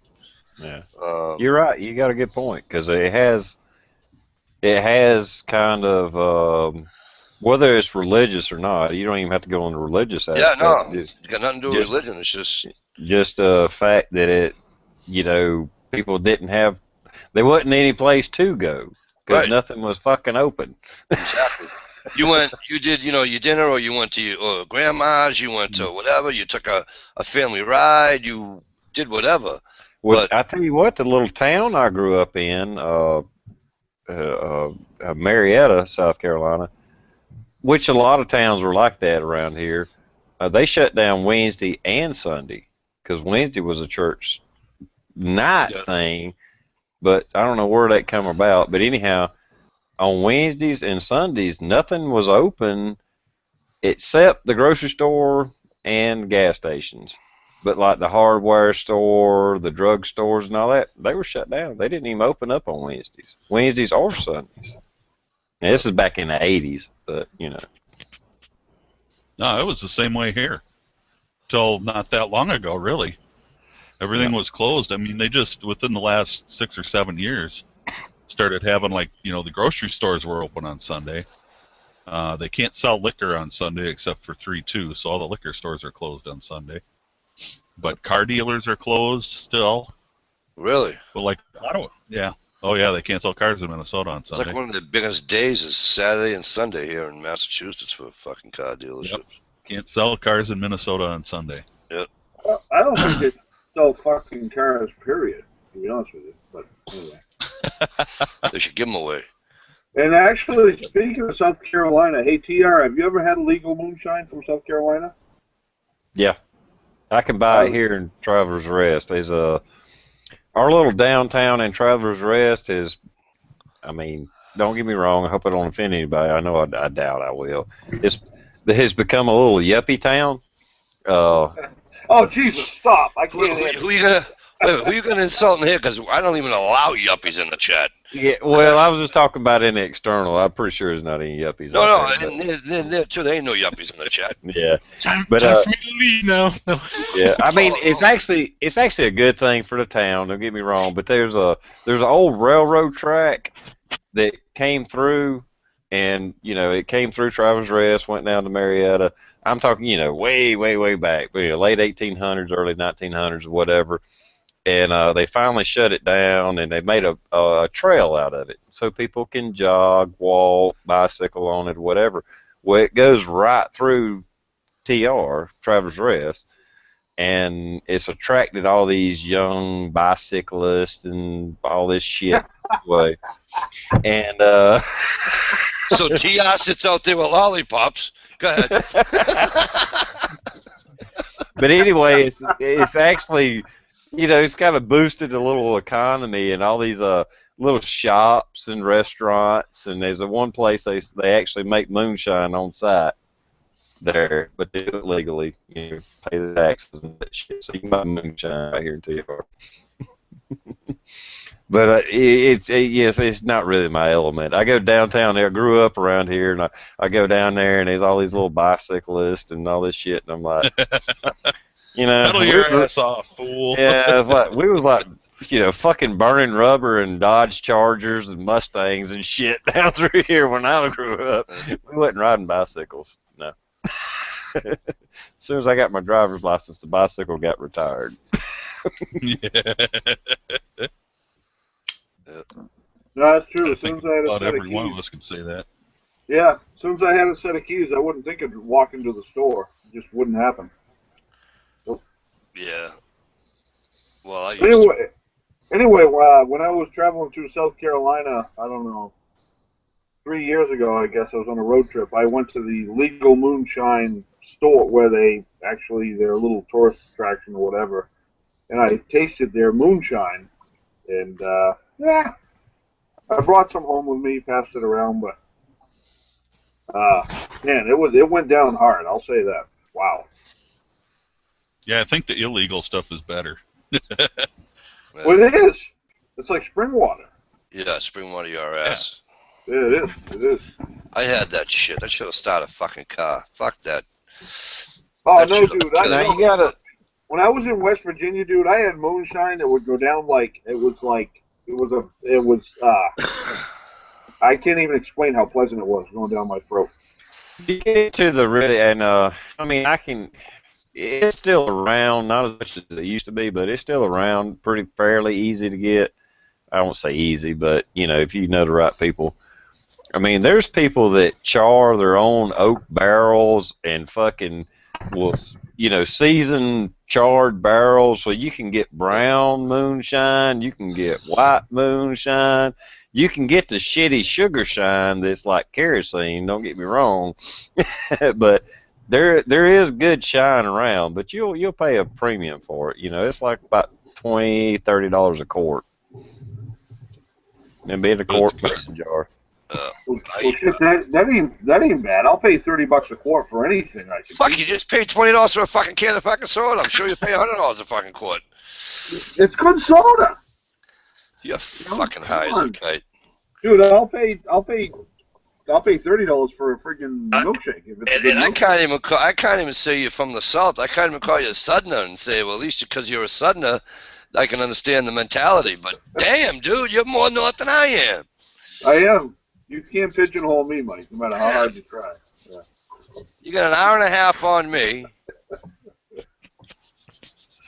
And I'll pay more than anybody. Yeah. Well, How's an that hour house and a coming half along, Woodsman? to where we shoot. But It's coming along good, actually. We when I went down, the hell was it? My last trip, I put hardwood floors in the whole place, and I'm pretty happy. I'm really happy with the progress we've made this year, and next year, I hope to get the kitchen in. We got a bootleg kitchen now. I got a dishwasher and a hot plate, but that's about it, and a sink. But by next summer I'll have a full kitchen and we'll be pretty much done. Well, keep the videos coming, man. I'd like to see the progress on that. That's a lot of work. You're a talented guy to be able to do that yourself. Well, it is. It's a shitload of work, but and I actually have a lot more footage. I just because I'm so busy right now with my business at home. I'm back north, obviously in the heat of heating business, and I just don't have time to upload videos. But I get a shitload of footage that I can, that I need to do. But like I say, I don't think I did my hardwood floor video, and I don't think I did a couple other things I did. But we can actually live in the house now. But it's just I need another month of solid work. So is that further north or something? No, the house. What do you mean? So the one you're working on, is that kind of like a vacation house or just a second house? Oh yeah, no, it's in North. If you don't mind me asking. No, it's in North Carolina. I don't want to get. Okay. Yeah. I live in New Hampshire. I thought that was in Maine. In Maine. No, fuck no. I stay out of Maine for the most part, to be honest with you. A little too liberal for me. But anyway, I'm busting Mikey's balls actually. But no, I live in New Hampshire. That's where I'm from. I've lived here my whole life. But the house that we bought is in North Carolina. That's our go-to place, our vacation place. We love the South, love the people, we love being there. But it's right now it's just a place to go to. That's all it is. that's good because South Carolina's way too fucking far for me to drive to go shooting. North Carolina. Whatever, South Carolina, no, it's the same fucking thing. No, it's not. No, it's not. North is totally different from South. No shit, I say it all the time just to piss everybody off. You should hear Stump. Stump comes out of his fucking chair. He wants to reach to the fucking computer and grab my throat. Oh, go to freaking North Carolina and say, hey, what's the difference between North and South Carolina? It's like, I'll tell you what the fucking difference is. No, it's like, it's TR, you're laughing your ass off, and I know why, but it's like, it's like any place else. It's like, New Hampshire and Massachusetts is like, oh, you guys are from Boston. It's like, the fuck I am, I'm from New Hampshire, and Mike's sitting there. It's like, I'm not from Boston, I'm a mile and a half from New Hampshire. I'm a border guy. Yeah, I'm a border guy. I'm doing anything I can to escape this fucking hellhole. Yep. Yeah. Whatever. It's all good. It's all America.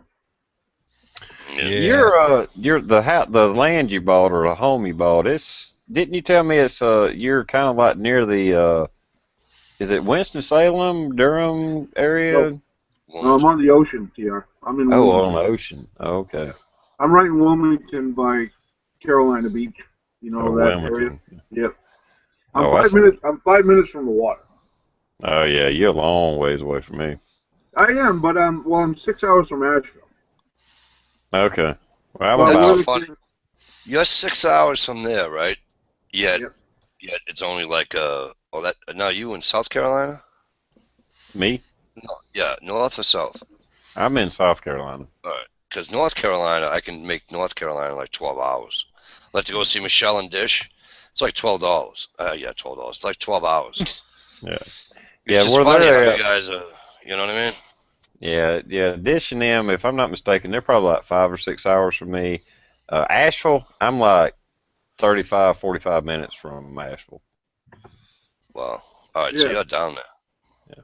Well, So when see, I first you started, go to Sudner. when I first started going to North Carolina, I used to go to Asheville and hang out with a buddy of mine from Wilmington. But That's where I grew up. yep, but we used to go to Dale, Brevard, North Carolina. And TR knows where I'm talking about, Dale's Pale Ale and all that stuff. And I think the Fat Man's pretty close to that area, actually. Oh, yeah. Not Yeah. being specific, but I know you guys are all from within reasonable. Yeah, But, Rick, Is Your Six Covered? He's living in Hendersonville, or his home's in or near Hendersonville.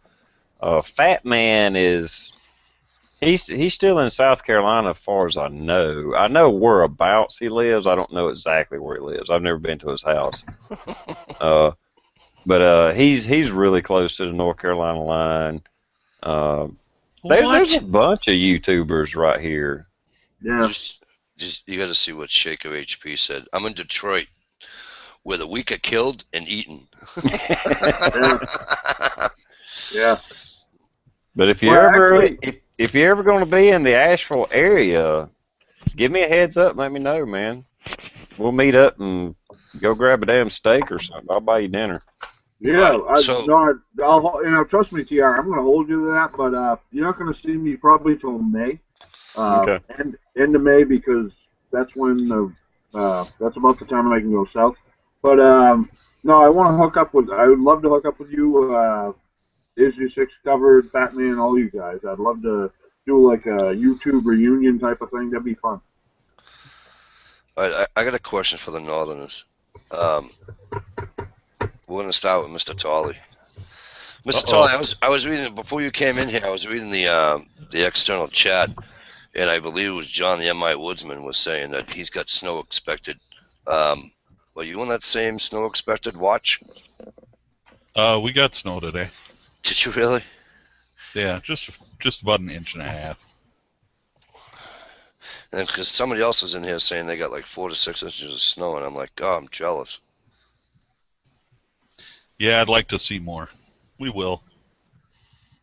Actually, Mike, the state crew was winging back today, going by my house. Were they? Yeah, we got like 3 feet. You're an asshole. Bring your snowshoes Sunday. You're gonna need them, brother. I don't have any. Talking about YouTubers around here, Blues Girl, she's in my area too. Blues girls from the south? Yeah. Why did I think that she was from, like, at least north of friggin' one of the Karalakis? If I'm not mistaken, I think she's in the same area, which is like 20, 30 miles from me or something like that. Maybe further, but not far. I like Blues Girls, so it looks like I'm going to have to lay off making fun of the Southerners then. Hey, Mike, just for the record, there's somebody out there in the external named Mikey's Bitch. Yeah, I know. I know who it is. Well, that's his fan. I thought I knew who it was, but Mikey's Bitch has been around for a while. Somebody's busting your balls. Yeah. Probably Ohio. Well, I'll tell you what. Out here in Washington, Mike, what's kind of nice is if you're near Seattle in the city, it doesn't snow that much, but it snows a crap load in the mountains. And right now, we got Mount Baker ski area. They got over 5 feet of snow. And Stevens Pass has got about 1 foot of snow, which is a little closer. See, Washington doesn't even have that much on it. So I don't have to shovel and worry about driving, but if I want snow or frozen lakes, I just drive an hour and a half, and there's a bunch of it. Yeah, we get about 5 foot of snow every, 20, 30 years accumulatively. Say that again 10 times. I couldn't say it the first time. All together. Yeah, I want you to say that one more time. All together. Accumulatively. And I would be remiss if I didn't ask my good friend Mr. Tolley what he's making tonight. So I'm going to ask Mr. Tolley what he's making. I've been teaching myself how to carve leather. Okay. Because I've got some holsters that I need to get done, but I want to make them special. Hey, does one of those holsters fit a 1911? By the way. I'm working on a carrying case right now that does. Mr. Tully, didn't you say you moved your stuff over to some like arts and crafts website instead of doing Facebook stuff? I am going to be opening an Etsy store here probably next week. Really? Okay. Because I'd definitely be interested in maybe getting a wallet from you or something. Oh, the best of the lot. I got one I in don't my know back. about that. I got one in my back pocket right now. Those are nice, aren't they, Mike? Nice, isn't? See, I'm one of these guys, and I've said this to Mr. Tully, so it's not because he's sitting there, obviously, but there's something about me. I have always liked and loved something that was custom made, especially from a friend. Then I mean, yeah, can I go to the store and buy a fucking $60 fucking leather wallet? Of course I could have.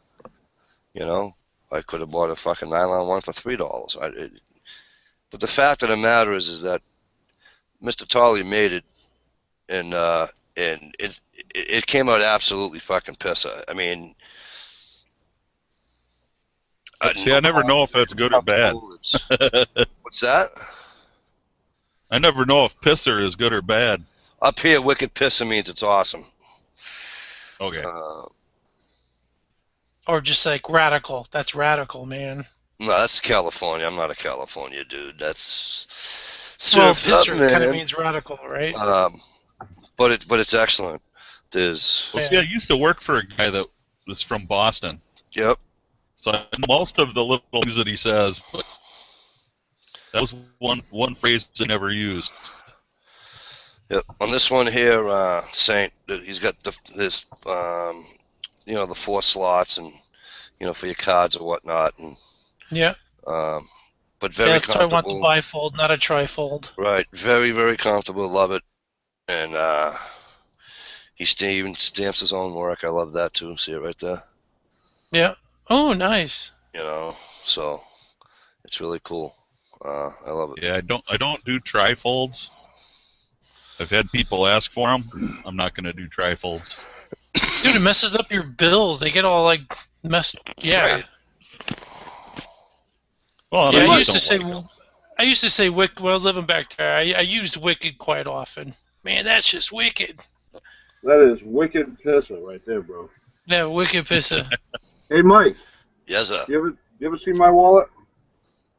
Oh, No, cool. That's No, but I saw you. that's a Tarantino wallet. I saw you. I saw your 17 HMR sitting on my card trunk, but. Yeah, that's my signature piece right there, bro. Nice. Which wallet is yours? The one that says "bad motherfucker" on it. I want you to reach in that bag and pick on my wallet. Well, which one is that? It's the one that says "bad motherfucker" on it. I'm waiting for some guy to fucking ask me for my wallet. It's like, okay, fine. I've never been robbed. It's kind of like a fantasy of mine. Yeah, well, you live where there's no people. How could you be robbed? I mean, that's exactly. I'll never be robbed. I mean, how many fucking people live in that town, for Christ's sakes? About 10? No, we're up to 17. Come on, you ain't. Yeah, in the summertime. In the summertime. No, all right, fine, whatever. But you got to go with your demographics. But whatever. We have peaked at 17. Really? 17 people. Yeah. Seriously, we're almost at the point where we can fucking vote. Fuck. Dixville Notch got more people than you got. Well, I don't know much about Dick, but hey, whatever. What do they got? 12 people there? 14 actually. Up in Dixville? No, Hart's location. You're thinking about. Yeah, that's the smallest one in New Hampshire. But that's the first place that's the first place to vote in the country. no, I thought it was Dixville Notch did. Oh, it is Dixville Notch. You're right. It's I went to a restaurant about a month ago up in Errol, and they have you can actually have your picture taken in front of their like coat of arms or whatever the hell it is. Yep. Yeah. No. Well. That's the joint right down the street from L.L. Cody's. L.L. Cody's.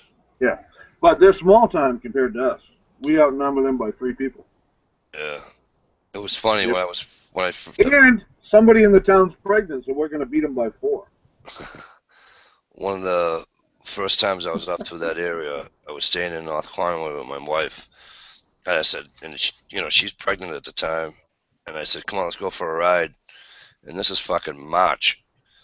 So I took her up through Errol. Yep. So close to Frosty Eves, and she's like this, right? The whole car's going da da da, because I'm doing like fucking 70 on 16, and the car's just going like this, you know. We got to stop every 30 seconds for her to piss, and we get to Errol, and we have lunch across from Elk. What do you call it? L.L. Cody's. L.L. Cody's. Yeah, that's cool. Northern Exposure. That's where you live.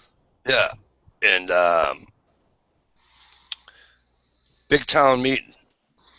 Can you see that? That day. Hey, Teresa wants a link, Mike. You know anything about that? Teresa Arch Design. It's Teresa. She wants it. Teresa. I sent links to everybody. Nobody's answering them, so. As in Teresa O'Hash. We would like a link. I answered. Why isn't she coming up on my thing? Does she know to go to her messages and all that shit? She may not have. She might have to. She's done chat before. Yeah, but I had to take a computer programming course just to get on Mike's chat. Hey, hang on one second. Saint, do me a favor. I don't know how to do that crap. You don't know how to copy and paste I can try. Send it to have TR do it. I already sent her one. Thank you, yeah. Teresa, check your YouTube PM, please. You might have to look in the spam. Yeah, I sent Jay one. I sent Colorado Biker one. I sent. I wasn't gonna send her one until you was like inquired. Did you kind of said it was okay? You know. Yeah, no, that's fine. I sent Dish one. Dish don't like me, so she won't come on. Oh, Mike, come on. And me and working class wisdom were talking about ice fishing too, and I don't know, she just didn't, you know. SKS, what's up? Good to see you, man. Y'all should have had me on ice fishing, because if you go to the right market, they'll have the really nice fish laid out on ice, and you just pick them out. Let me tell you something. There's nothing better than Colorado Bike Prepper. Your bell. I sent it to your bell. No problem, Dish. It's like working class wisdom ain't going ice fishing with me. The camera.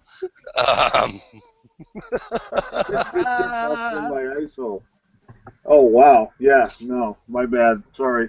I hope I didn't mislead you, Mike. I don't know. No, not you. You're gonna hold the camera for me. Yeah. You fucking ice holes. Was that Johnny Dangerously or something? No, that was Scarface.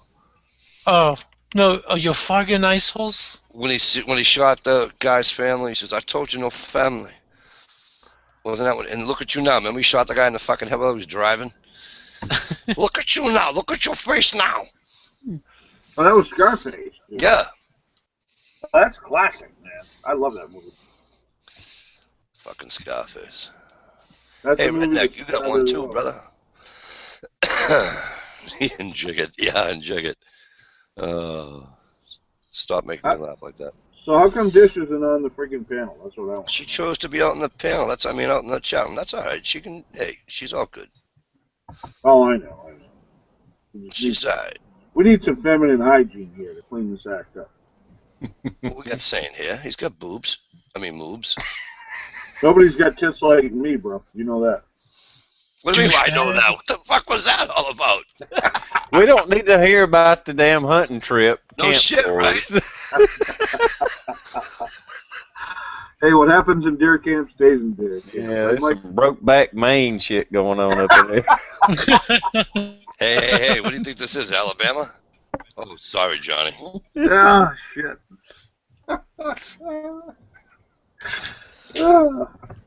Come on now. It's all relative.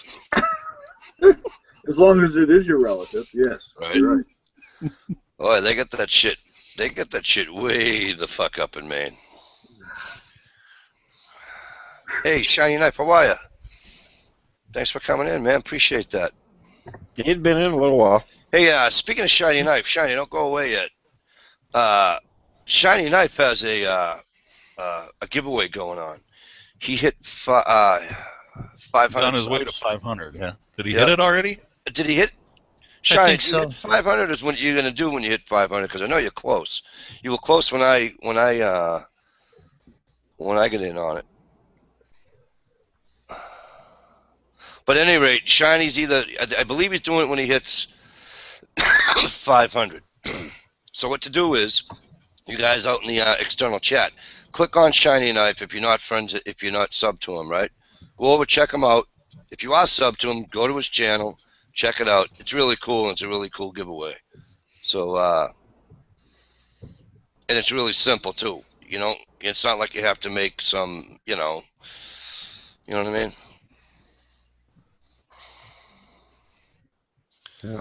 So go check that out, and then check No, people out in the room that you just met. Say hi to each other.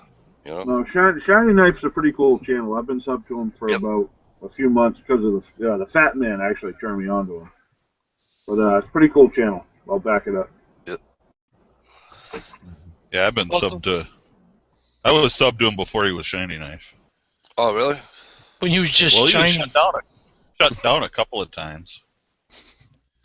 Were you sub to me when I was just working? Hello. No. What's going on, Colorado? I was sub. Hey guys, how's it going? The debauchery continues. Hey, what's up, man? Oh, same old fun shit. How about you guys? What's up, man? Not a hell of a lot. Just hanging out, having fun. Friday night fun. Yeah. Oh, You sound like you're on a. You sound like you're flying an Apache or something. What are you doing, bud? Colorado. Oh, is there feedback or something? No. No, it's just you sound you're way too official for me. I don't know. You sound pretty. Oh, okay. No, sorry. It's just I'm just using the Bluetooth headset, so it might sound a little weird. Oh, cool. That's not weird. One of those. It's one of those ones you get at a truck stop. So. Yep. That's what I'm talking on right now. Actually, I bought it at Flying J. Yeah, I got this one. I think it loves for like $50. So hey, they work. Nice. Yeah, see, you guys were saying about the snow or something. I got like 7 inches outside, and it's still snowing right now. Nice. And I got 5 deer. There's a big blue spruce in my property. There's 5 deer bedded down underneath it. Shoot I saw them. them sneak under there last night. Yeah, oh no, it's Question. dude. I live in the middle of friggin' nowhere. Question is, why aren't they in your freezer, bro? That's what I want to know. Exactly. Freezer's already full. Oh, another guy that's breaking my balls. Really? Sorry. I got the great white hunter over here from frickin' New Hampshire. Right? Hey, Mike, what would you like? You want me to bring venison? You want me to bring duck? You want me to bring turkey? You want me to bring partridge? You want me to bring grouse? You want me to bring... Really? You going down that route? Oh, my freezer's already full. Really? Okay, I see. Yeah, but it's half full of regular food too. So it's all I only got one this year so far. I got to hang out with a hunter. I just got a doe. Saint, what do you got? Well, I took a shot at a turkey, but it scared the crap out of everyone in the frozen food section. All right, so what Saint's got? Nice.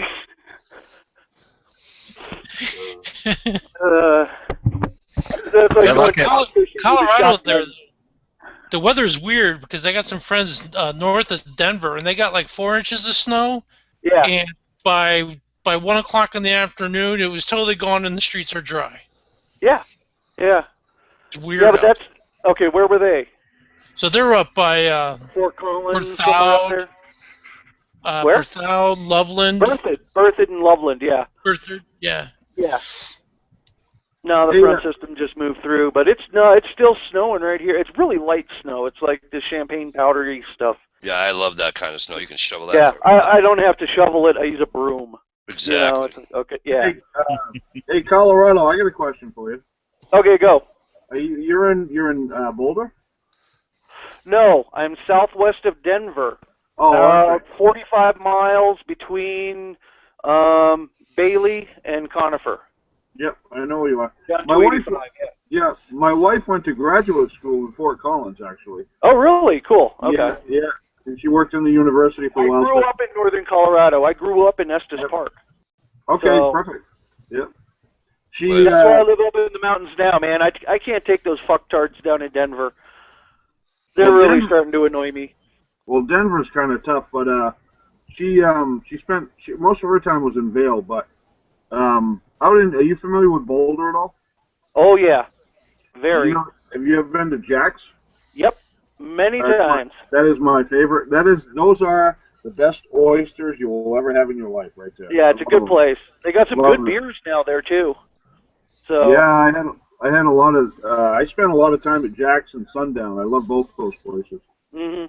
If you like shooting pool. They got the flagship Cabela's out there by Denver too. It's massive.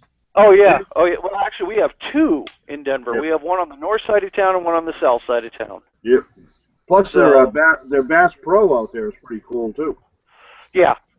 Yep. They got Gander as well. Yep. Gander Mountain. Yep. Gander's the only place we know that's more. Gander's really good for rifles. Yeah. Rifles and scopes and stuff like that. Because they are more expensive. I like them for. Yeah, they're more expensive than anybody. Yeah, but they also carry some better quality shit. Do they? Especially when it comes to like sights, sight rails, gun accessories. Yep. They carry the better quality shit than Cabela's. Theirs is okay. It's mid-range quality.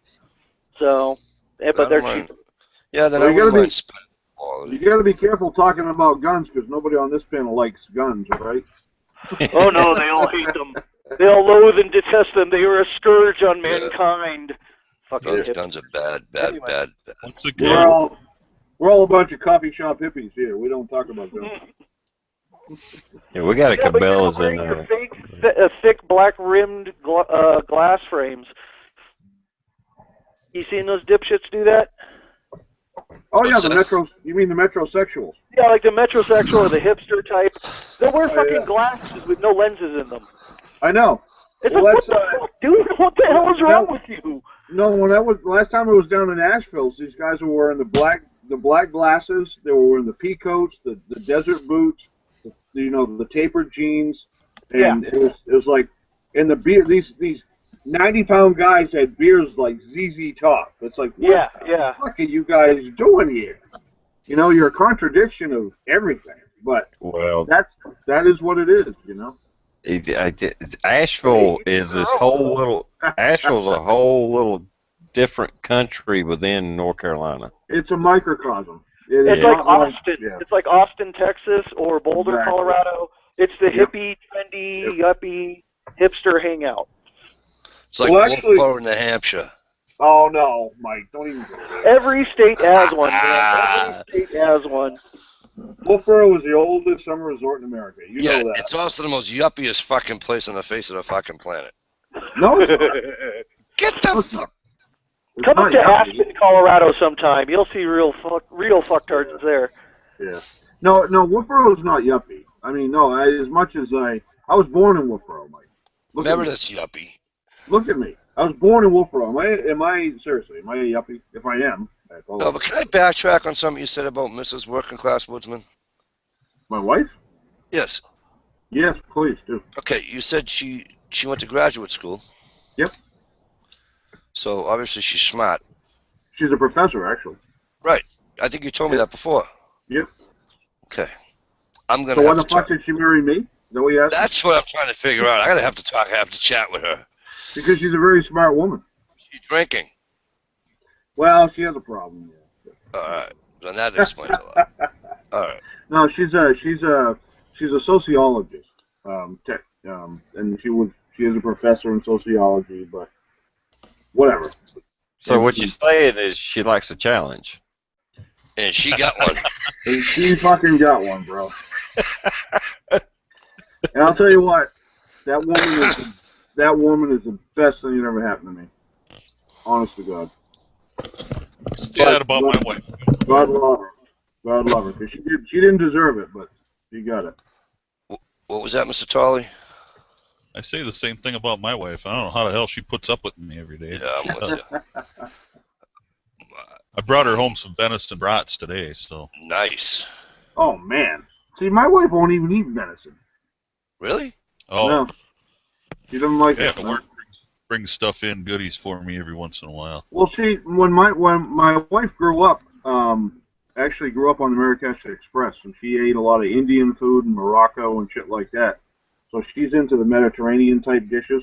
Yep. So when I bring her home, she won't eat lamb. Like that ram that I fucking cut up. I was telling you about Monday. I cut up a ram. She won't eat it. That's Lamb not her. is like essential to Mediterranean food. But she won't eat it. I know. She doesn't like it because it's too strong. Yes, exactly.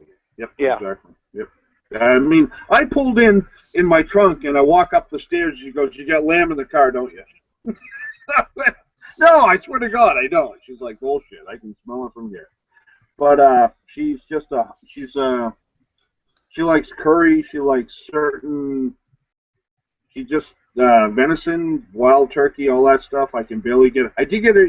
She did eat Rocky Mountain oysters. I'll say Nice. that. That's Yeah. just beef. It's the best. Tell you what, that's the best cut of beef you'll ever have in your life, brother. You know that. I like the tongue. The beef tongue is really good. That's true. And cheek. I also like cheek. Cheek meat, that's good. Yeah. That's my favorite cut off of elk, is the cheek. Yep. Exactly. Yep. I'd like to say for the first time on, because I've had Colorado. You've been on the Quagmire, haven't you? Yeah, I've been here before. Right. And a bunch of other chats. Right. Oh my I'm God. stuck up here in the middle of fucking nowhere. At least I got good internet so I can do something. Well, it's tonight's the first night that Teresa has been on the Quagmire. So I'd like to say, welcome, beautiful. How are you? Hello, Teresa. Thank you. What's going on? Anything good? Always bet. Well, yeah, a lot of good things, but yeah, I'm just listening mostly. Cool. Well, I'm going to mute myself so Teresa can have the floor. Oh no, I don't want the floor, baby. I really don't. I just want to listen. Mostly. Too late. You got it. Nobody wants, And what do you want me to say? Doesn't really matter. trust me, Just nobody keep wants talking. to listen. Nobody, just keep talking, sweetheart. All right, you know what? I did watch a video today on dressing from start to finish a deer. And I've always wanted to know that because I have butchered several things but not ever dressed out a deer. And I have to say that I was really, truly impressed. And you know what? I don't care about the blood and all that stuff. I can do all that. But the only part I had with it was the skinning part. Because, I'm an artist and I want to save the skin and maybe tan. That's my next project, to learn how to tan. So if you guys can give me any hints about that, that would be great. No, but I'll take some of that hide when you're done. Exactly. I can help you with that. My grandpa had a really good method. It involves alum, which is a desiccant. It dries it out. Well, first of all, you need like a 6x8 piece of plywood. Take it, tack it out, stretch the hide out. You got to scrape it. Like a paint scraper works really good. Like a 3-inch wide or 4-inch wide. You scrape the hide down, and then you rub it down with the alum while it's still wet. Okay, so the alum sticks to it, and then you put it in the sun for about 4 or 5 days. But alum is like I've used alum in different other projects, and alum like makes crystals. Wouldn't it like crystallize? It does. It draws the moisture out of the remaining hide. That's what it does. It's a desiccant. It removes the moisture. Okay, hold on. This is That's the first half of doing it. Set it out in direct sunlight. In the direct sunlight, it gets ultraviolet radiation, which also sterilizes it. Okay? That and the alum. That draws out all the moisture. This direct sunlight does the same. It's got the UV on it too. Then once it's partially dry or mostly dry, you go get a 1-pound box of loose Lipton tea. Okay? What? From the grocery store. And you boil that in about a half a gallon of water for about a half an hour, or well, about 20 minutes or so, but you got to boil it, okay? Then you take a paintbrush and that, and you brush the hide with that on the inside while it's still tacked to the board. Leave it outside for another week or so. And then it will be a firm, hard leather afterwards when it's done. Is okay. Now let me ask you a question. Sure. Because I've never tanned a hide myself, but I Right. do some YouTube channels tanning hides. The two things that I've took from both those videos is that does it or does it not stink to high heaven? It can, but part of that is nailing it up on the board. Okay. And just go out and leave it outside of your, like on your fence or somewhere. The problem is you got to have somewhere. It does smell, and part of it is kind of gross, like scraping it. That does get kind of gross. One thing between the steps I forgot to mention. Just before you paint it with the tea, because that's tannic acid, that's tannins, and that's tanning process actually comes from that. But anyway, before you do that, you take when it's mostly dry, you take some sandpaper to it first. You remove the alum, and then you paint it. Yeah, because alum is caustic after a bit. The other thing that concerns me, right. The other thing that concerns me is I want a soft hide. I don't want a hard hide. Okay, well this is the first step. The next step, if you want a soft hide after that, is actually boiling it in sodium hydroxide, lye. That's the stinky part too. That's where they got some of the old stinky parts. Yeah, and that's also caustic, right? And also too, did you ever, Colorado? Did you ever do one or hear somebody? Not just a couple of gallons that you mentioned, but this one guy, he boiled a shitload of water, took the whole hide. And you dump it in. And that was. And then that's when you add the tannin. There's different sources of tannin. Okay. Okay, some of it is actual tree sap, and then you also have like tea, and there's other sources of tannins too. So that's a wet boiling process. So how does the tea? I mean, how does that? What does that do? That's tannins. Tannins are basically partially pigments. They're because I don't, is that going to change the color of the hide and stuff? A bit. Well, no, that's on the inside. Okay. Right. And then on the outside, well, this is for like a buckskin, to where you leave the fur on. If you want to take the fur off, then that's another process there too. That's where you boil it in sodium hydroxide. That gets rid of the fur. Okay. So. Right, got it. I want to know both ways. Well, there's multiple ways. There's not just one way. Well, the one way that I got was a way to preserve the hide. And once you're done with the hide, like the way I do it with the alum and the tea, then when I need to shape it to something that I want or want it soft, then I just take sandpaper to the inside.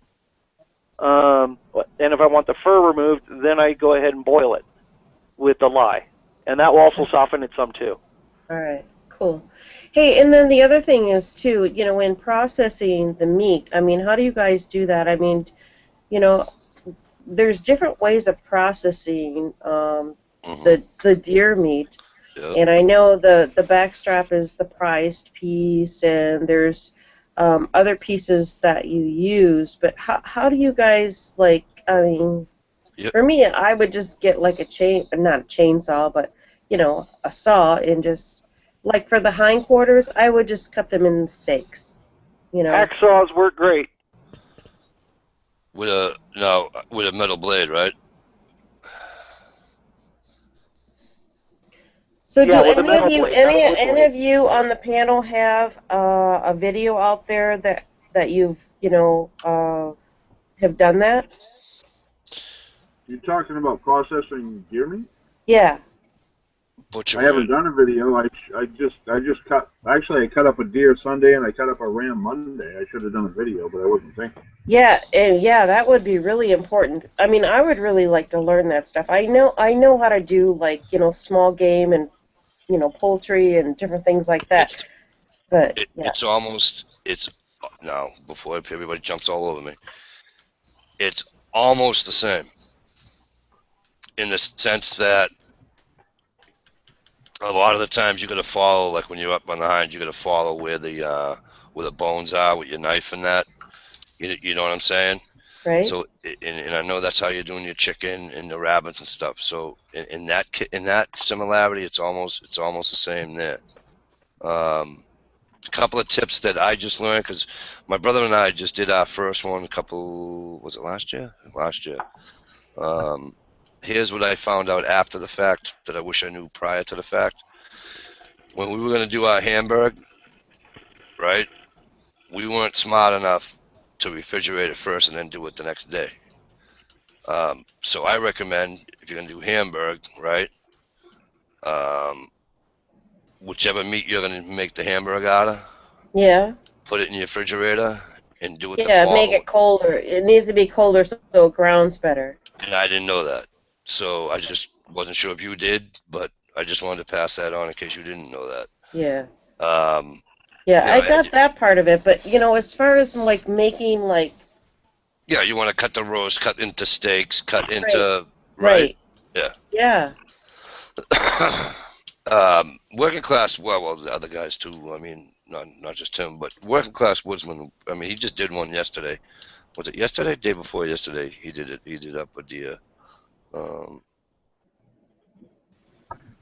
it was actually Sunday and Monday. I'm sorry. Yeah, that's right. Sunday. I'm sorry. I got my.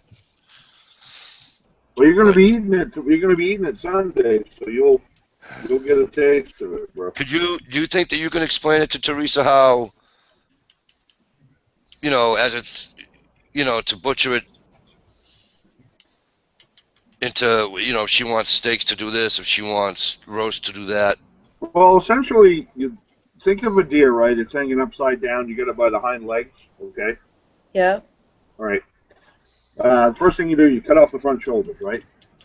And there's no joint in the front shoulders. There's no bone connecting the front shoulder to the body. It's all sinew. So it comes off, you can literally cut it off with a butter knife, okay? That's all stew meat on a deer. I'm talking a deer. That's all stew meat. Grind it up into hamburg, make stew beef out of it, whatever you're going to do. Then you've got your from the hips, the pelvis, down the spine. Yeah. You got two things you can do. You can make chops, or you can just cut out the back straps. Some people like deer chops. I don't know. I'd rather have back straps personally. Why? Because deer fat, it's just unlike It's pork. not that good. Exactly. It's like eating. It's got to be like 180 degrees so you can swallow it. It's just, to me, deer chops is just the biggest waste of time. I wouldn't eat them. I've done it. I don't like them. Cut out your back straps. See, personally, I just shut it off today. I've had a deer stock. I took all my bones, ribs, and everything and made a stock, and it's been cooking for 5 days. I just threw the bones out today. Now I got like 2 quarts of good venison stock. But that's what I do with the ribs and all the backbone and the neck.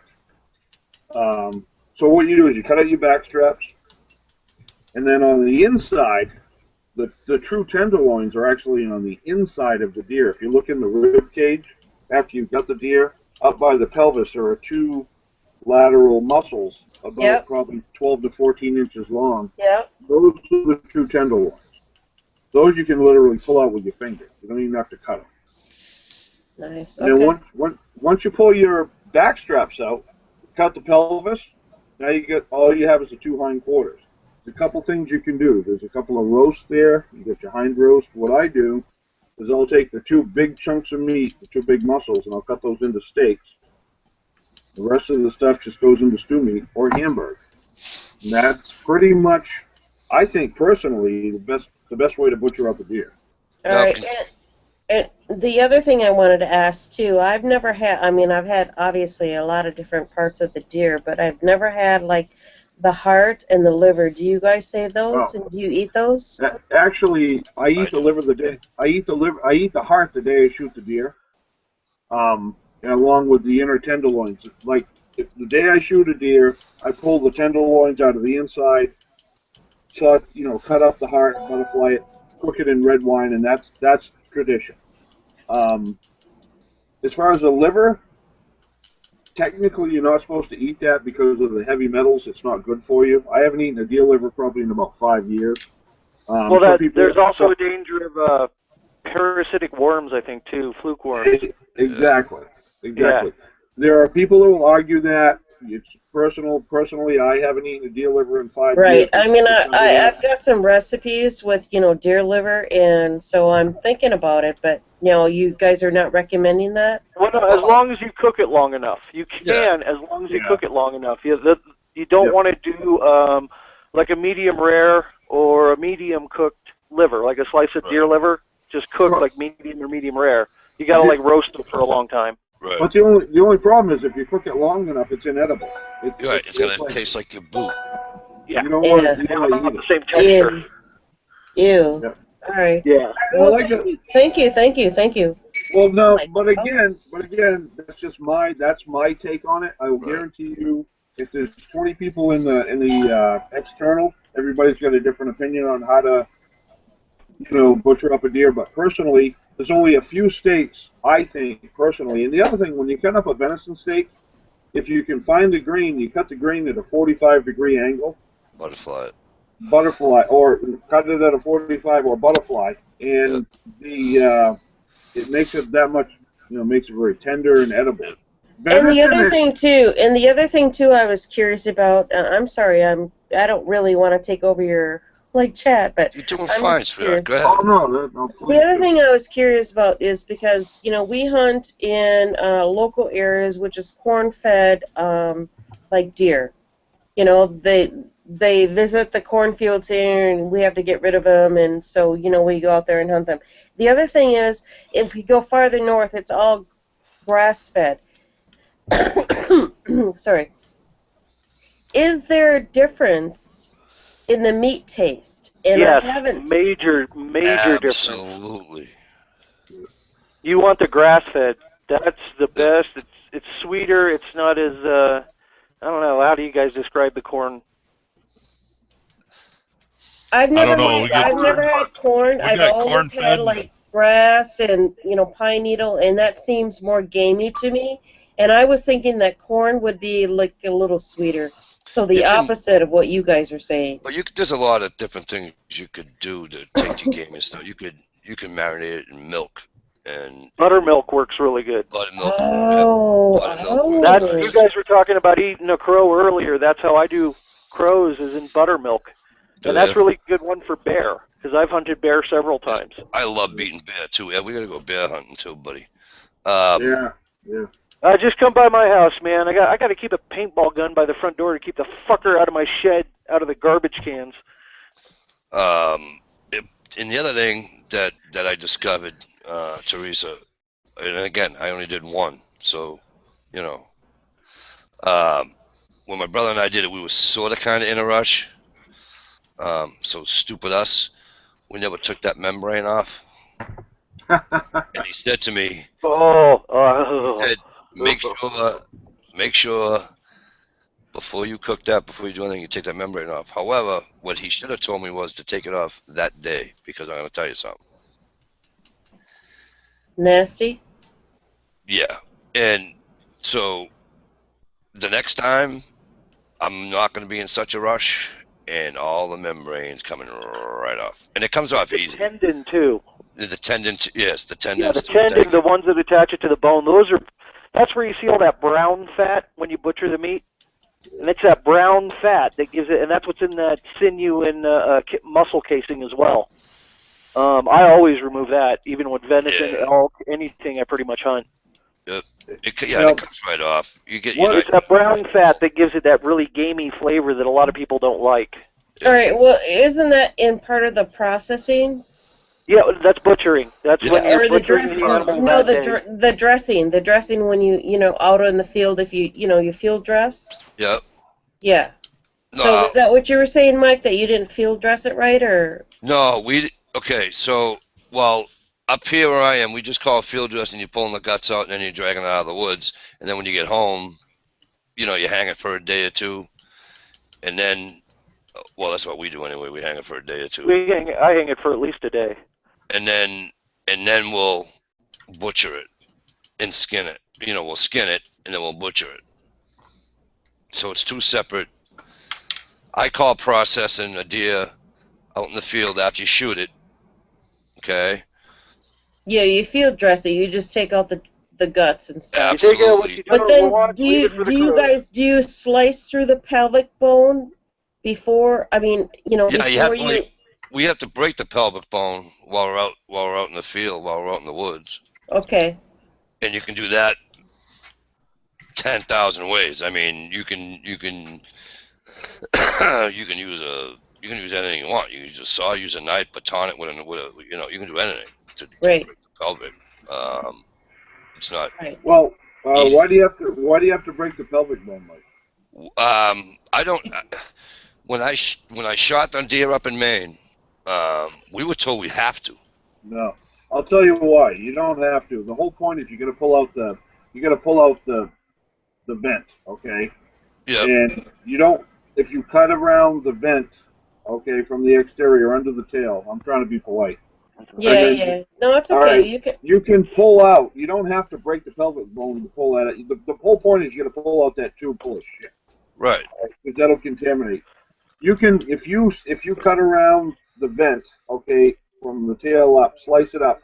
That'll pull out with the guts. You don't have to break the pelvic bone in the field. But then you have to slice. You have to let the carcass go. From the esophagus. That's stuck to the inside.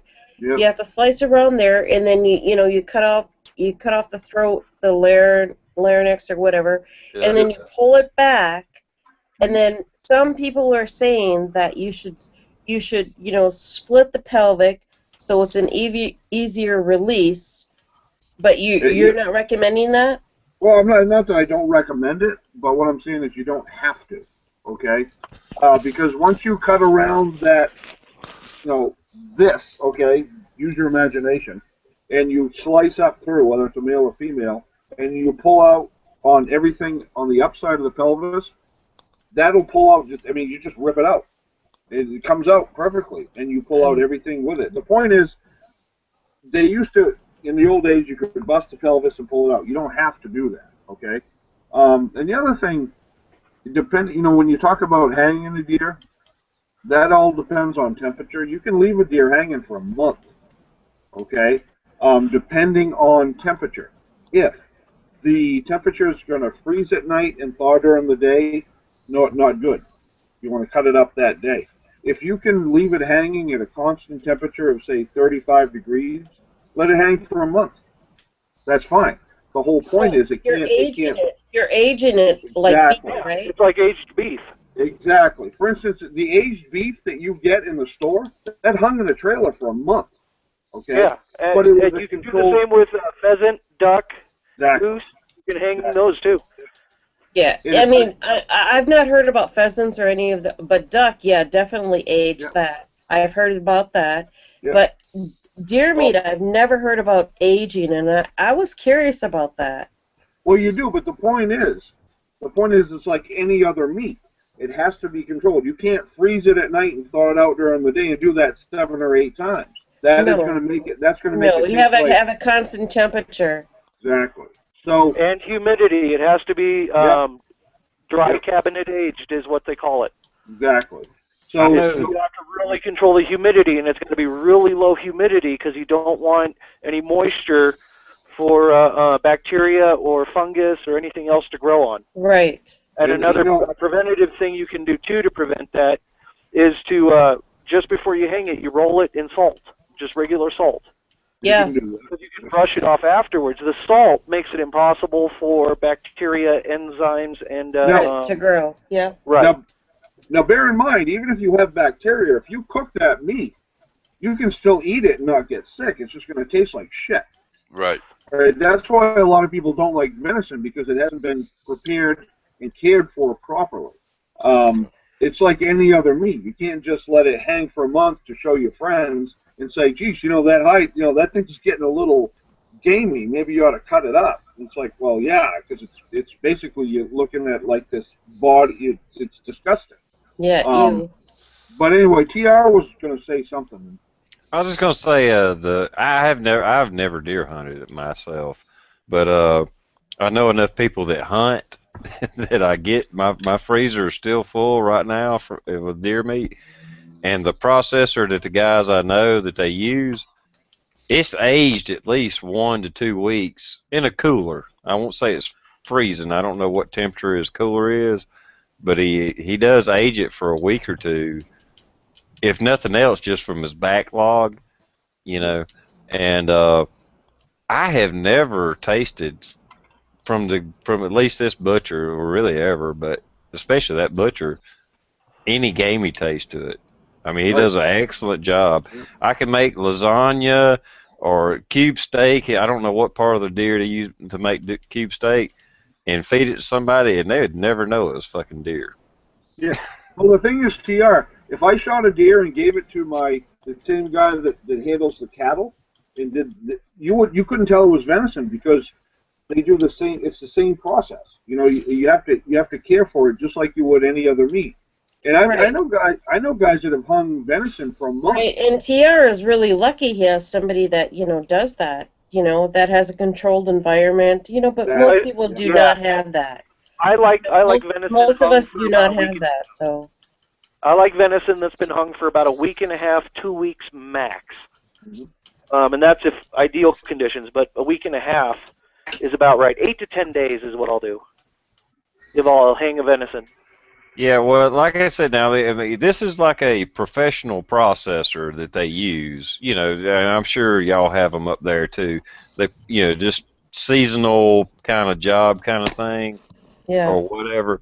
And the guys I know, or at least the guy I know, his friends that hunt so much, they get more deer than they can handle, but they enjoy the sport, so they actually take more than they need, and they'll just offer them up, and all I have to do is pay the processing fee, and it's like $70, and I can get a whole deer.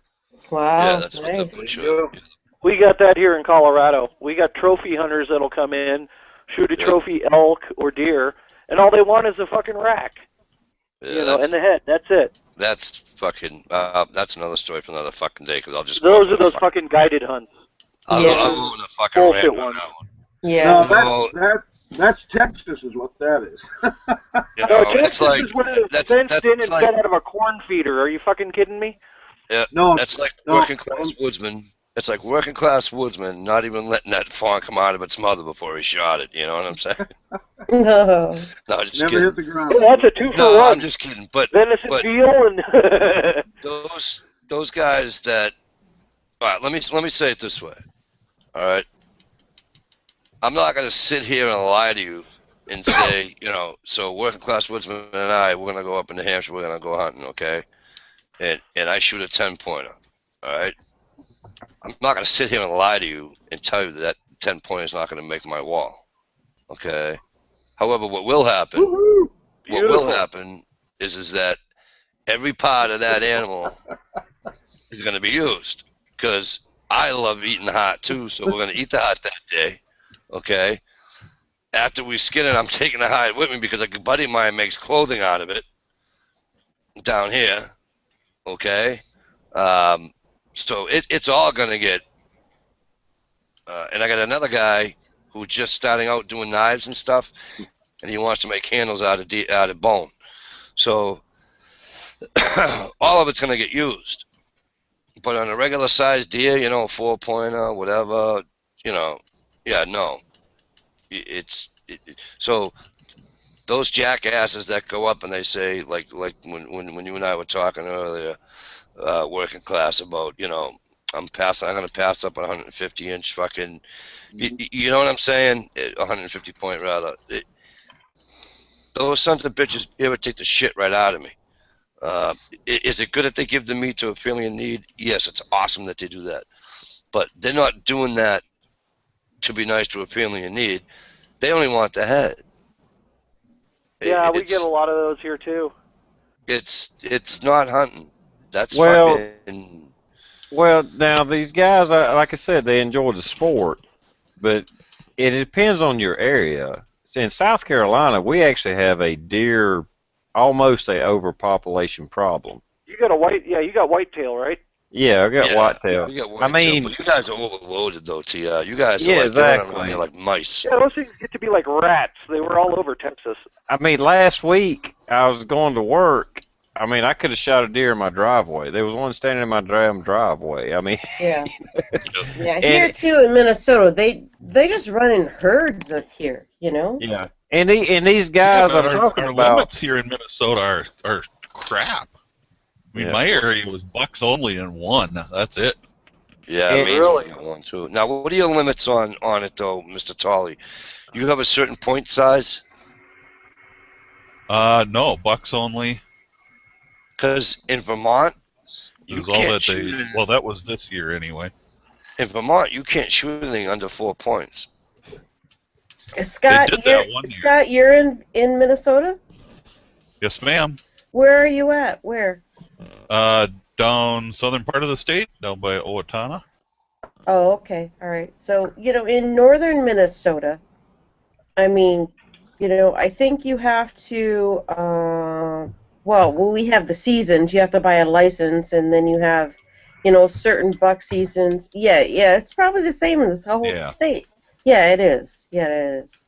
But you know what? I lived in closer to, like, Northfield, Minnesota, which is not too far from where you're at. No, and I had a piece of property down there.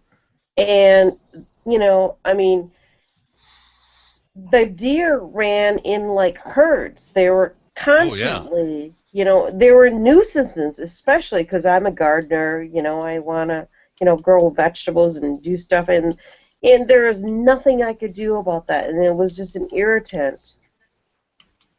Oh, yeah, when we had our farm, they were criminies. They were bedding down in our yard and stuff.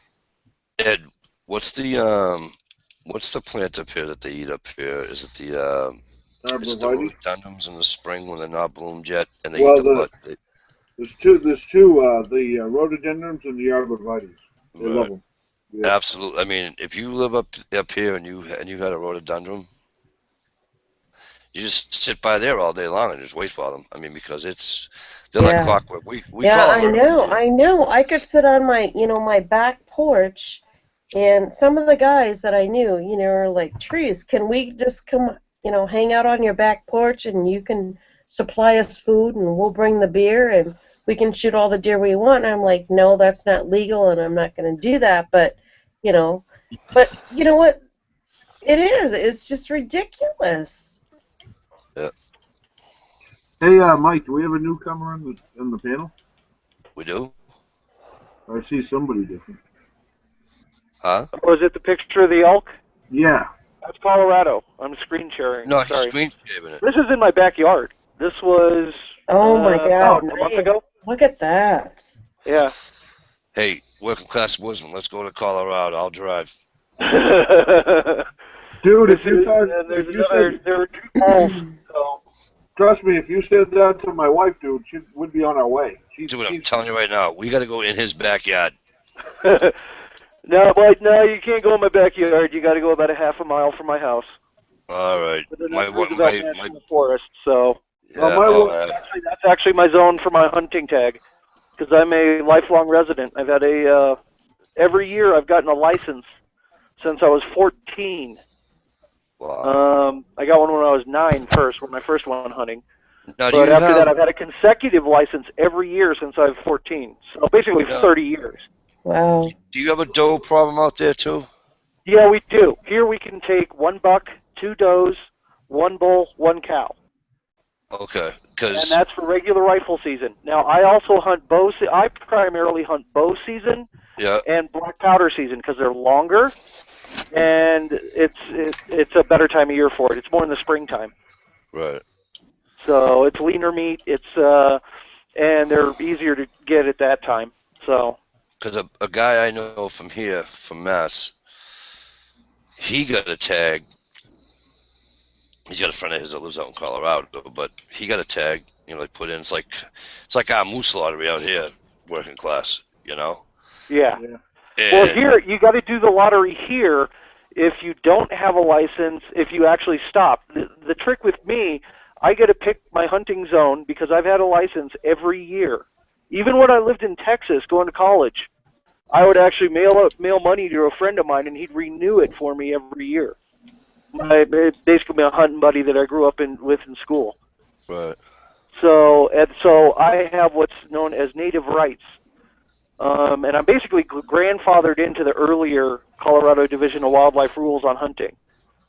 So but if I don't do it every year, the first year I don't do that, then I have to go on the lottery. So, but I can get it every year without question, and it's 6 tags, and that's also small game and waterfowl too. That's good eating right there, though. I like doe. Actually, I like cows better than I like bull. Bulls tend to be gamier. Yeah, I would think so too. It don't bother me. I don't mind the gaminess. Ed, listen. Ed, you drive to Drake. Here. Hold on. I got another one just down the road from my house. Let me see if I can find that one. All right, Ed. What? I just looked in South Carolina. I think they have weeks that you can shoot a doe or a buck. I'm not sure, but I looked right quick on the DNR site. You can buy tags for does, and you can get 4 tags a year for $5 a piece for does and right. Whitetail deer. Yeah. TR, I'm surprised you're not a hunter. No. Imagine that, a redneck that ain't a hunter, huh? Yeah, I mean, I mean, as a teenager, I hunted. I killed a lot of squirrels, a few rabbits, just a couple of rabbits, but I killed a coon yesterday. In your car?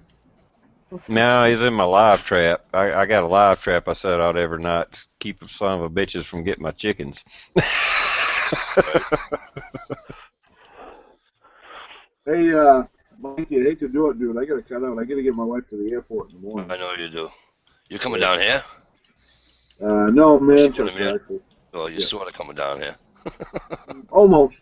Coming halfway. Yeah, halfway. Yeah. All right, but anyway, I'll see you Sunday after you're done your business. Yep, and what time are you all set with the airport? I gotta have her by 9:30. All right. Well, if I know any more, I'll buzz you tomorrow night, or I'll text you tomorrow night or something. And we'll. Yeah. I'm working tomorrow afternoon, but Sunday I'll probably hunt early morning, and then I'll hook up with you and we'll do some shooting. Sounds like a plan, Stan. Just let me know what your schedule is. That's all. Okay, pal. All right, everybody. It was fun, great. All the external people on the panel. Thanks for talking. I'm gonna cut out. Nice seeing you again. Good night. Thank you for the information. I really appreciated that. Well, again, that's just what I do. I mean, there's more than one way to skin a deer or a cat, as they say. So.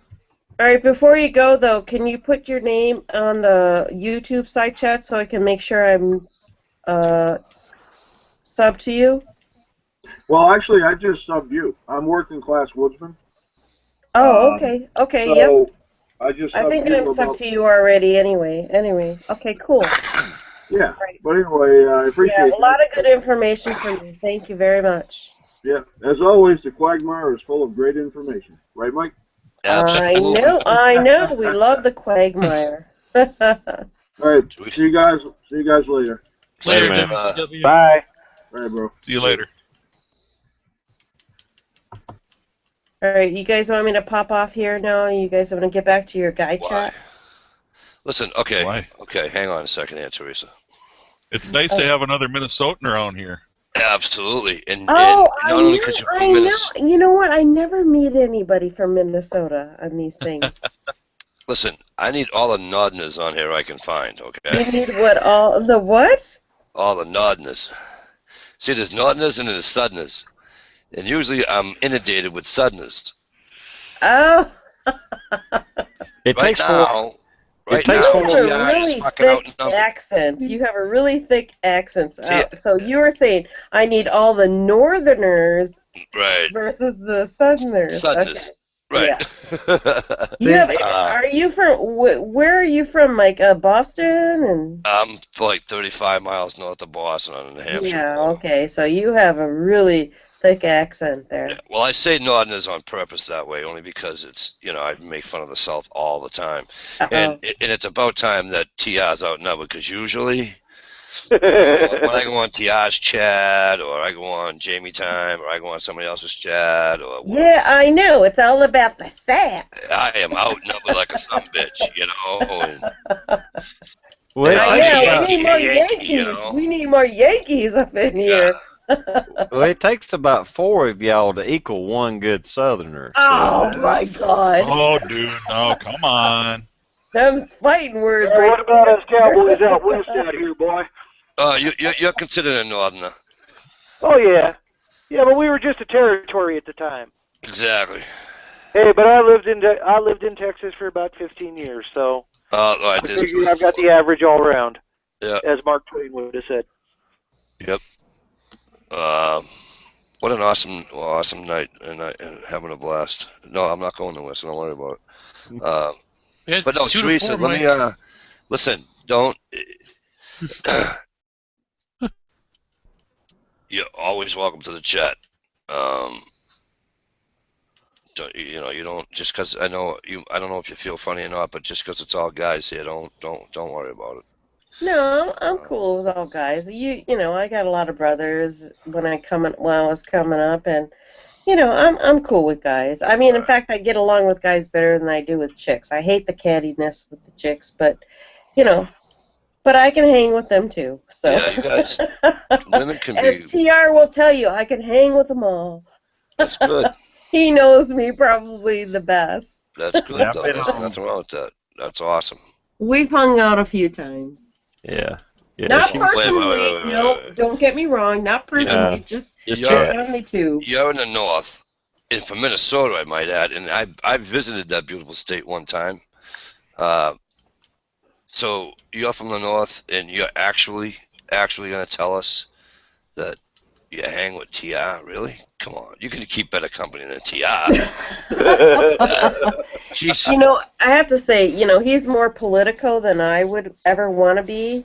I usually go to his channel when a couple of other friends that I know that go there, and then I send dirty pictures just to, fluff him up.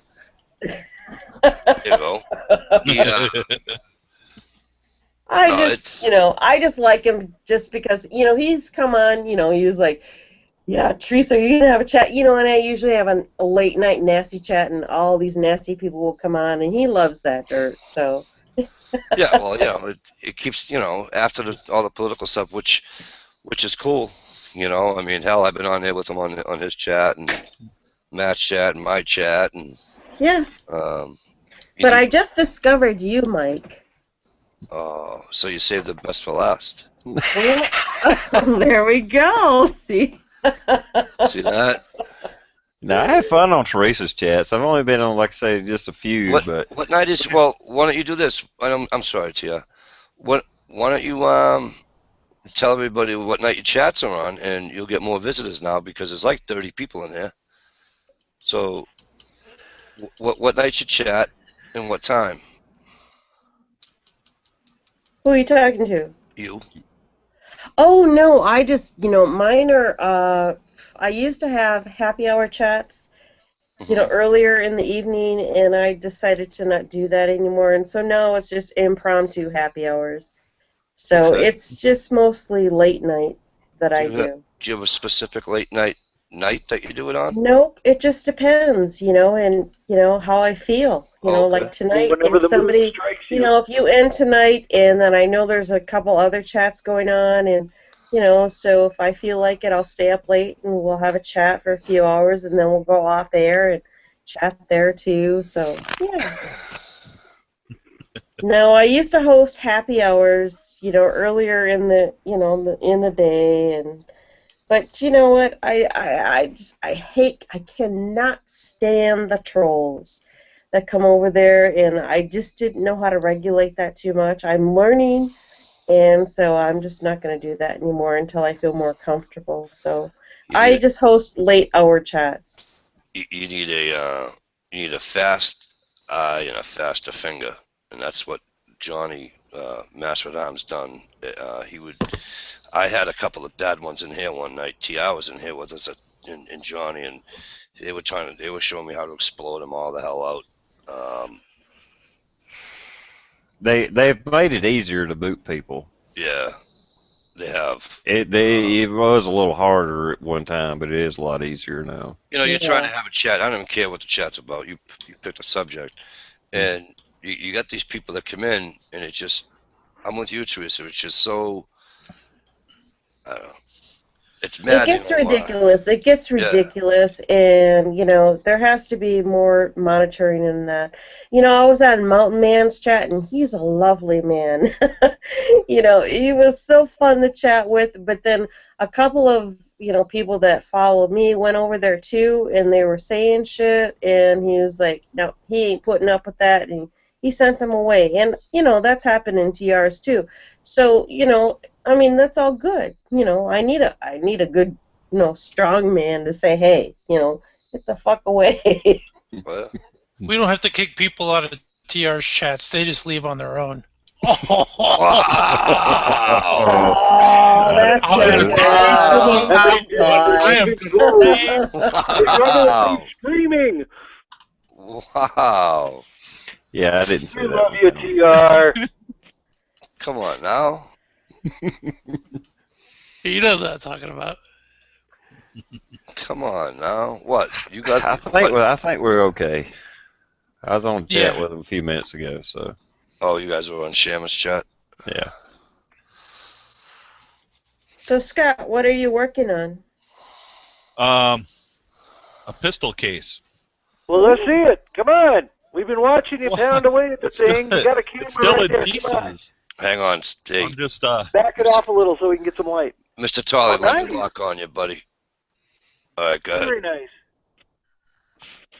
I'm just getting the beveling done right now. Hey, Purdy. Yeah, You gonna stamp it too? Yeah, I'll do some other texturing and stuff to it. Okay. Nice. But same pattern will go on the back side of it, and I mean, here's just the pattern Your bandwidth's itself. too low, Mr. Tully.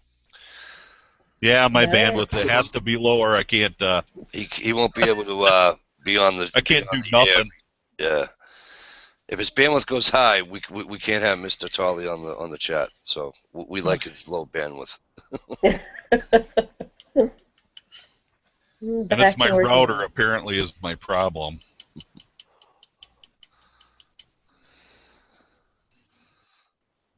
Yep, I just bang away. I'm listening to everybody. Yeah, no, it's been fun, and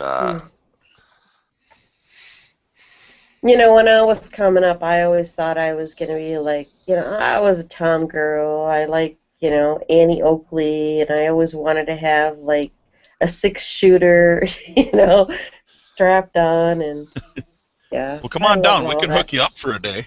Oh, there you go. I'd love that. I got 1 or 2 guns. 1 or 2. I might be able to sound something out somewhere. Times a few. I'll ask around and see what I can come up with. Right. Depends on what you like. I just had a video of my, not too long ago, with my 41 Magnum 6-shooter out at the range. You did? I'm gonna have to go see that. And that's another thing about this frickin' people. It's shit's starting to piss me off. I'm not seeing stuff in my feed anymore. Well, I don't even have time to watch videos much anymore. I noticed that they, at least for mine, I don't know, maybe the way they do upgrades, I don't know how it works. Used to, when I hit subscriptions, it would just be like the one list. I just noticed that tonight. And now it's like bars. And I kind of just looking at it real quick and going through it last day, I think, or two, they done that. I think you have more opportunity to see videos, because before it would you could only like load more, like 1 or 2 times. Now I actually got more options to see more videos, and I appreciate that. I mean, I like Yeah, it it's 'cause like five to a line, right? yeah. I just noticed that tonight after I did because my computer Yeah. just did an update, and I'm like, oh, what's this? And that's how I check up on people now, because like I said, if I don't see them in my feed, I go over there and I do it that way, you know. Have anybody here watched any of my videos? Yes. I don't I hadn't know seen your one channel. lately. I hadn't seen one lately either. So now let me ask you this: are you on Google Plus, Yes. Teresa? Yeah, I'm on Google Plus. I Are mean, we in aren't everybody here? I Are mean, we if in you're this? on YouTube, you're on Google Plus, right? Okay, right. But let me ask it this way: Are we friends? Am I in your circles on Google Plus? No, she's too cool for you. Well, I'm gonna say why. You know why? No, I'm gonna tell you why. Because I went to punch your name in to send the invite, and it wouldn't let me do it. Yep.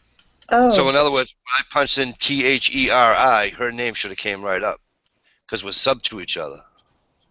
Yeah, I don't know how that works either. So, because it happens to Working Class Woodsman too, I go to do his, and I couldn't do his that way either. So I do his the way I do Mr. Tolley's. I send it. Well, actually, Saint did it for me tonight, but I send Mr. Tolley's via private message. Right. Um, So the way that I knew that you were on here is that I went to my subscribers and you just showed up. See, now that's that. All right, so I'm not coming in your And feed, I and you're didn't not get coming an in mine. invitation to be on here or anything like that, like some of the other people that invite me. So that must be on the Google Plus site. So you must not be on Google Plus. Oh, I'm on Google Plus. So here's what to do: if you get on Google Plus and you see Okay. who's in your circles, see if Yeah. I'm in it. Okay. If I'm not in it, that's probably why I couldn't get you in my feed. No, I think there's still glitches in it because Working Class Woodsman, he don't show up if I try to invite him. David from American Morning, Matt, Resist Tyranny, they Yeah, don't. I agree None of with them TR show. because some of the ones that I'm subscribed to, they don't get that either. Okay. Yeah. I mean, Yeah. I can type the entire specific name, it still won't come up. Right. All right. Yeah. I don't know how to fix that. But the I'm not problem is you mechanically inclined like that in as far as computer whatever stuff. When they took away Google Plus from YouTube, and now, but you still have the Google part, which is kind of still Google Plus. Somehow it screwed something up there. Yeah. So Mike, let me ask you: when you started this chat tonight, did you start it on the YouTube side or the Google Plus side? YouTube. Yeah. See. And so now they have, you can start it on the Google Plus side, but yet you can't get over to the YouTube side. I just don't know what the difference is between that. I found out the bad way that when the very first night I tried to do a chat, and Tia, I'll tell you this, I went and did it from Google Plus, and I didn't have the external chat. Yeah. So then, what's his name? Oh, I cannot stand when I forget names. From oh my God, yeah, you're gonna laugh Give at us a me. clue. No, when I finally figure out his name, you're gonna laugh at my ass, and you're gonna say, "How did you forget his name?" Mr. Apologetic is always apologizing to Matt and David and Banner. everything. Banter. Yes, General Luke Banter. Banter. General Banter, yeah, where has he been, man? I don't know, but he showed me how to. He told me, he says, do it this way. So what he did for me is that he did it for like a 5-year-old. He says, Mike, click on this. And I wrote everything down. So what had happened was I did it on Google Plus, and you don't get the external chat. So then I went to YouTube and I clicked on, whatever studio underneath my icon, and I went over to events, clicked on the drop menu, boom, started event, bang, title it, describe it, call it a day, share it on Google. Now, what I did then is that I would open up another window, go to my YouTube page, click on it so I can get the external chat. Then I share it on Google Plus that way. Right. Okay. Yeah. And the other thing is to actually type in Google Hangouts. There's a whole little thing there. That's how I typically get on these chats. Is somehow I get a link through Google Hangouts. Now, is that somehow Yeah, kind of like tethered to G Plus? well, that's Is that how that works? cell phone. Yeah. Yep. Yeah. That's People, if people invite you, you're gonna get it over at Google Plus. Right. If they And- send you an invitation. Does it come out on your cell phone too? Yeah, mine does. mine I don't does know. too. It's Mine connected comes out. for me, but. Like when Ti used to send me invites to his chat, it used to come out into my cell phone all the time. He never sends me an I invite. don't get any more anymore, so I know. What is up on with there? that? I know. He's It's just all being right. like stingy with those invites. I just cry. All I do is just cry in my Okay. I know. You know, He just, I'm low on the totem pole over there, but. well, Okay, you're gonna I'll have start to be a sending you regular invites. now. But here's what you're gonna have to do for us, Teresa. It's like an initiation type deal. Okay. You're gonna have to, when you go deer hunting again and you shoot Mhm. a deer, Mhm. you're gonna have to do a YouTube video and show us how you did it. Like skinning. Oh, shoot the deer? No, you don't have to do it that, but do a skinning video and all that. You know why? Because it helps out the next person. Oh, I know, but you know what? I'm just learning all that. That's all right. So did I. We're all just. See? Oh my God. Okay, really? That's my initiation? I'm not in the club until I do that? What if I never shoot a deer again? Squirrel? Can I like butcher a chicken? Sure. Whatever. As long as it's not one of TI's, you can do anything you want with a chicken. Yeah, don't butcher mine, please. You butcher All right, TI's all right, chicken, yeah, so you if might I get butcher shot. something, anything, Yeah. whatever it is, I'm in the club. You're in the club. Right on. All Yep. right. Well, all right. I'll have to work on that then. All right. A No, good way to I never practice. did a butchering video. How did I get Mr. the Tolly, what are you I know, why doing? do I have to butcher something and nobody else has to? Well, all right. Hey, listen. I do. Is it because I'm a girl? No. No. You're not a girl. No. You're a young lady, number one. Girls are like 15 and 14 years old. You're a young lady. Mr. Tolly, thank you for that comment. That's sarcasm. But Mr. Tolly does his leather work, so that's kind of cool. And the rest of us have. So, I will. I mean, next time I get a squirrel or a rabbit or something, I'll show you how I Okay, do it. but nobody ever had the initiation like that. Why are the guys getting, a pass? Can I just show like artwork or something? Well, Mike does his best weather work in his bedroom, so. Well, here's a question for the new young lady from Minnesota. What kind of artwork do you do? My wife is an artist. Oh, well, I do different things. I'm probably eclectic artist. I do Okay. a Sounds lot like of my wife. I do a lot of mixed media art. Yes. My job that I do for art is mostly making cards and doing different A things. lot of illustration. Paper art. I don't do too much illustration. Mm. I do like personal pieces that I paint. I don't always show them. I guess you have to just go look at my channel and see. What's the name of your channel? Teresa Artistic Design. You got the internal up, Scott? I like. No, I don't. I like 'cause designing. I like designing more than I do like anything else. So you just have to go there and Throw a look. link up in the internal, Mike. I'll look it up. Yeah. So you said you don't do animation work? Is that right, Teresa? No, I do not. Okay. I've tried to do a few artistic videos, but they got pissed off when I turned the camera on when we was in the bedroom. Woohoo! Deb, the RN. I love her. Can she have a link? It's not prostitution, TR. If you're filming, you can just call it a porno. Amateur. Did you guys hear me? Yes, Yes. that's the mic. It's not my chat. Yeah, Deb the RN. She wants a link. Why She's can't I another find- gal. Oh, Why can't I find you? yeah, toss Deb a link, guys. Hey, why can't I I don't find know how to do it. If I'm on here, I'm just not sure how to do it. Teresa, are you? Oh, yeah, because I spelled your name wrong.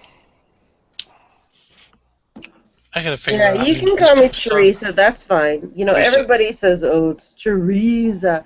It is actually how you pronounce it. I'll but just call you Terry. How do you spell Teresa? Teresa. Oh, Therisa. THE RISA. IS. Oops. Well, the But way if I you- remember it is, I But just you know think what? of I'm just gonna put Teresa or hi Moen. over on the side chat in the YouTube side. He's not in the. And if you click on, He's not click over there. on that, then I- you can go to I my channel. He can't see the external, Yeah. honey. I can't go to the Oh, external chat. oh. And I'm trying to get to your homepage. You won't even let me get on your homepage. Okay. It's that crappy bandwidth that I have. Why won't you even let me get on your homepage?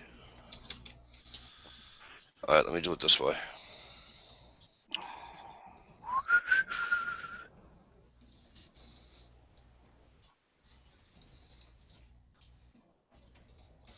All right, I'll do it this way.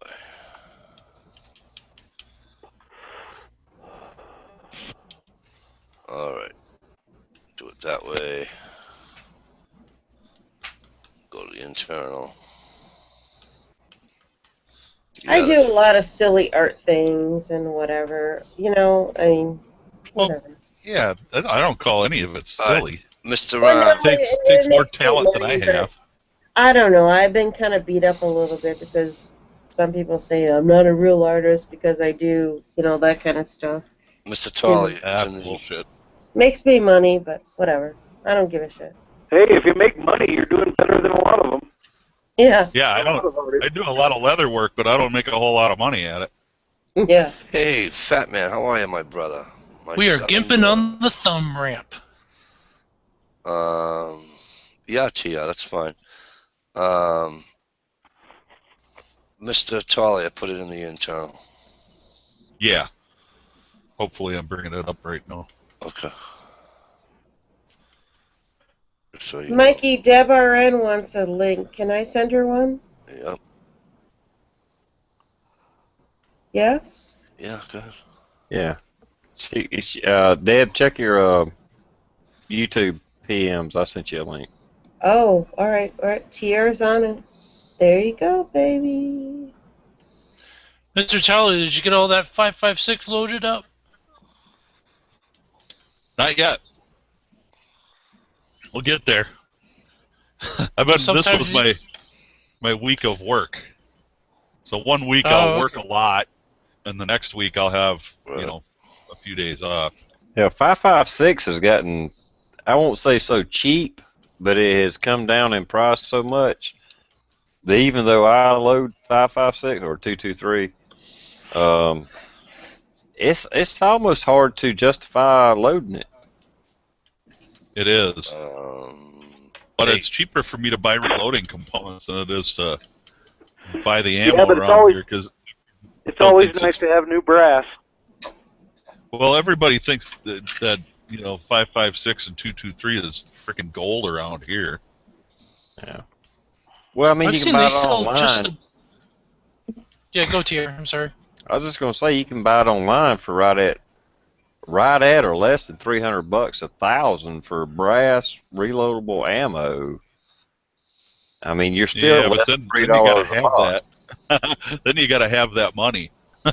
Yeah, I mean that's if you're buying it in bulk. Yeah, I agree. You know, I mean Yeah. you got $300 at a pop. Plus shipping, whatever. Yeah, it gets kind of pricey for me. So Welcome I just to the chat, Deb. Hi, guys. Hi, Deb. Welcome to hello, Quagmire. hello. Thanks, Mike. You're welcome. How Thanks. are you? So I Todd? just Sorry stick for to the reloading link. for the time being. Teresa, hi, how are you? Oh, she mutes her mic when I come on. She's muted. She's probably out slaying a deer to become part of the group. What? Were you guys talking about me while I was away? No, Yes, I was. wouldn't do that. What did you say, baby? I said, hi, honey. Oh, hey, baby. It's been a long time since I talked to you. I know, we gotta fix that. I know. What the hell is going on with you? I called you. Yeah, I know. You wanted to do a one-on-one, but I was just getting ready to do something else then, and you called at the wrong time, and I couldn't answer it. Jay, she rang your bell, brother. I sent you like 3 of them. I was taking it kind of personally. You didn't want to be here, so. Teresa, we're not used to women being on here, so the code y'all using just don't really work for us. Yeah. Oh, sorry. Because you're talking about 101, one-on-ones, and we need to get together more. I mean, our imagination just goes way the wrong way. Our train of thought is sinking into the quagmire. Okay, the exception, all right, we gotta clean it up. We gotta clean it up for the boys. With the exception of a rare appearance by too funny. Outdoors. That is too funny. All right, we'll talk your language, guys. On the rare occasion that Dish Outdoors dons the panel with her presence.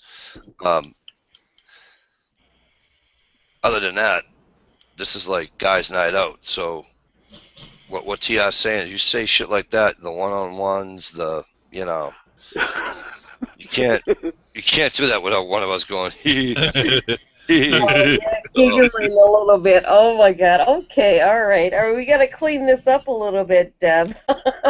Well, we're not saying you have to clean it up. We're just saying their minds are going to go other places. Oh, okay. All right. That most of us have been drinking tonight, too, so our mind instantly goes to the gutter.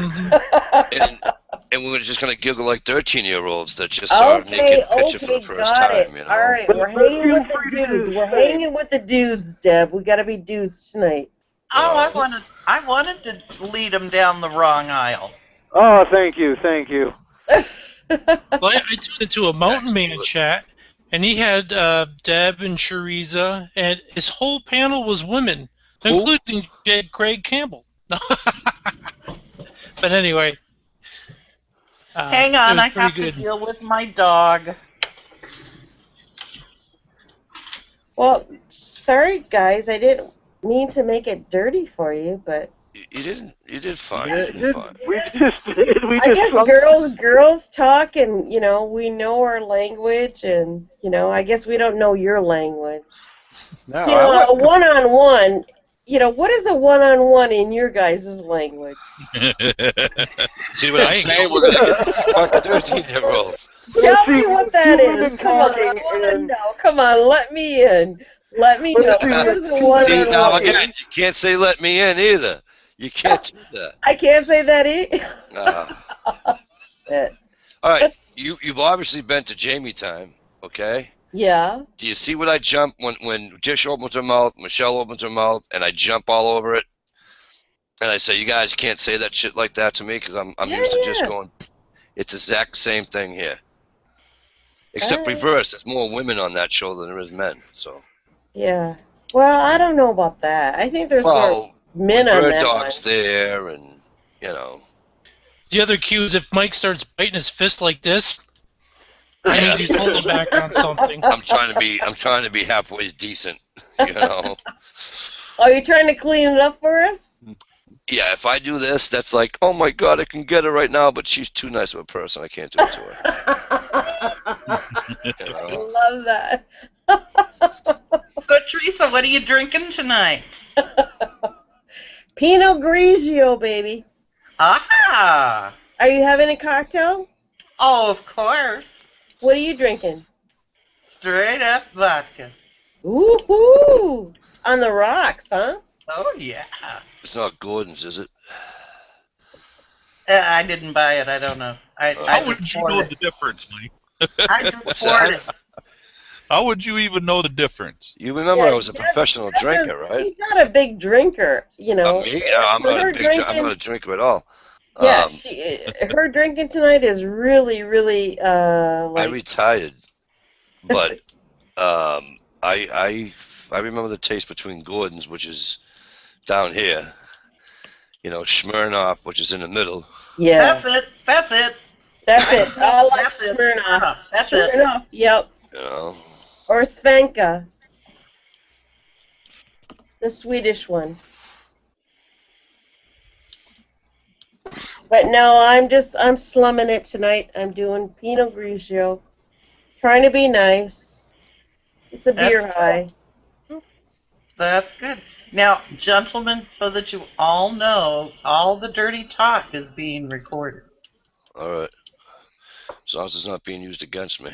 Who's recording all the dirty talk?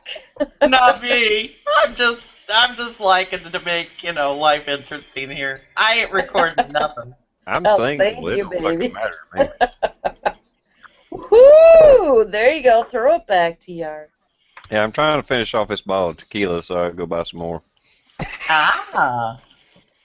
That's my other drink of choice.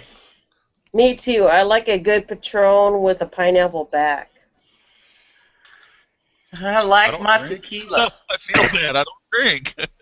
I don't drink either. If you like tequila, try this. Camaro. I don't know how it's pronounced. Caramelo. Camarena? I don't know. It's pretty good. It's like upper shelf, not top shelf, but maybe like above the middle shelf. Yeah. Yeah. Nice bottle, so it's got to be good. I never was a tequila drinker. That shit I hit two things after I drink tequila. Well, when I used to drink. That would be click, click. That would be the handcuffs going behind my back. Yeah. I know. That's what I always said about tequila. Tequila is to kill you because you can get in trouble with that shit.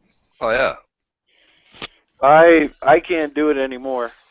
I'm the same way. Now it'll make me sick. No, now it all makes me sick, but... Well, yeah. I have an allergic reaction to it. I break out in cups. And not the pink fuzzy kind either. You know? Yeah, the pink fuzzy kind is the kind that you want. Right. It's a stainless steel I don't like. Yeah. Exactly. Oh God, you're giggly. You're giggly, girl. Oh, of course. Let's see. Last time I got really trashed on tequila, I was in Juarez, Mexico, and I fucking woke up in the Mexican precinct jail holding tank, drunk tank, and that's where I came to. That's where I basically regained consciousness. Oh my God. That had to be kind of scary. That had to be riot in Juarez, Mexico. And we had been drinking tequila slammers and shots of mezcal, which is like tequila times 10. Yeah. Oh my God. I'll tell you two quick things that pretty much, well, didn't end my drinking career. My drinking career ended in a courtroom. But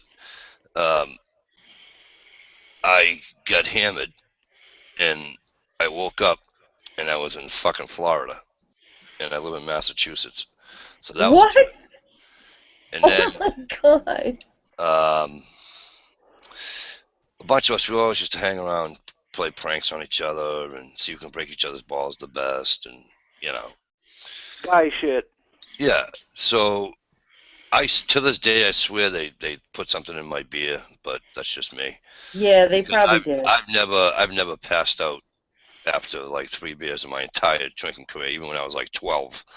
So anyway, I started really early. I started around 10 o'clock one morning, and when I came through, it was like 5 in the afternoon, and I had no idea where the hell I was, and I walked in this little peach 7-Eleven type store, and I said to the girl, "Can you do me a favor?" She said, "What?" I said, "I'm a little lost. Can you tell me where the hell I am?"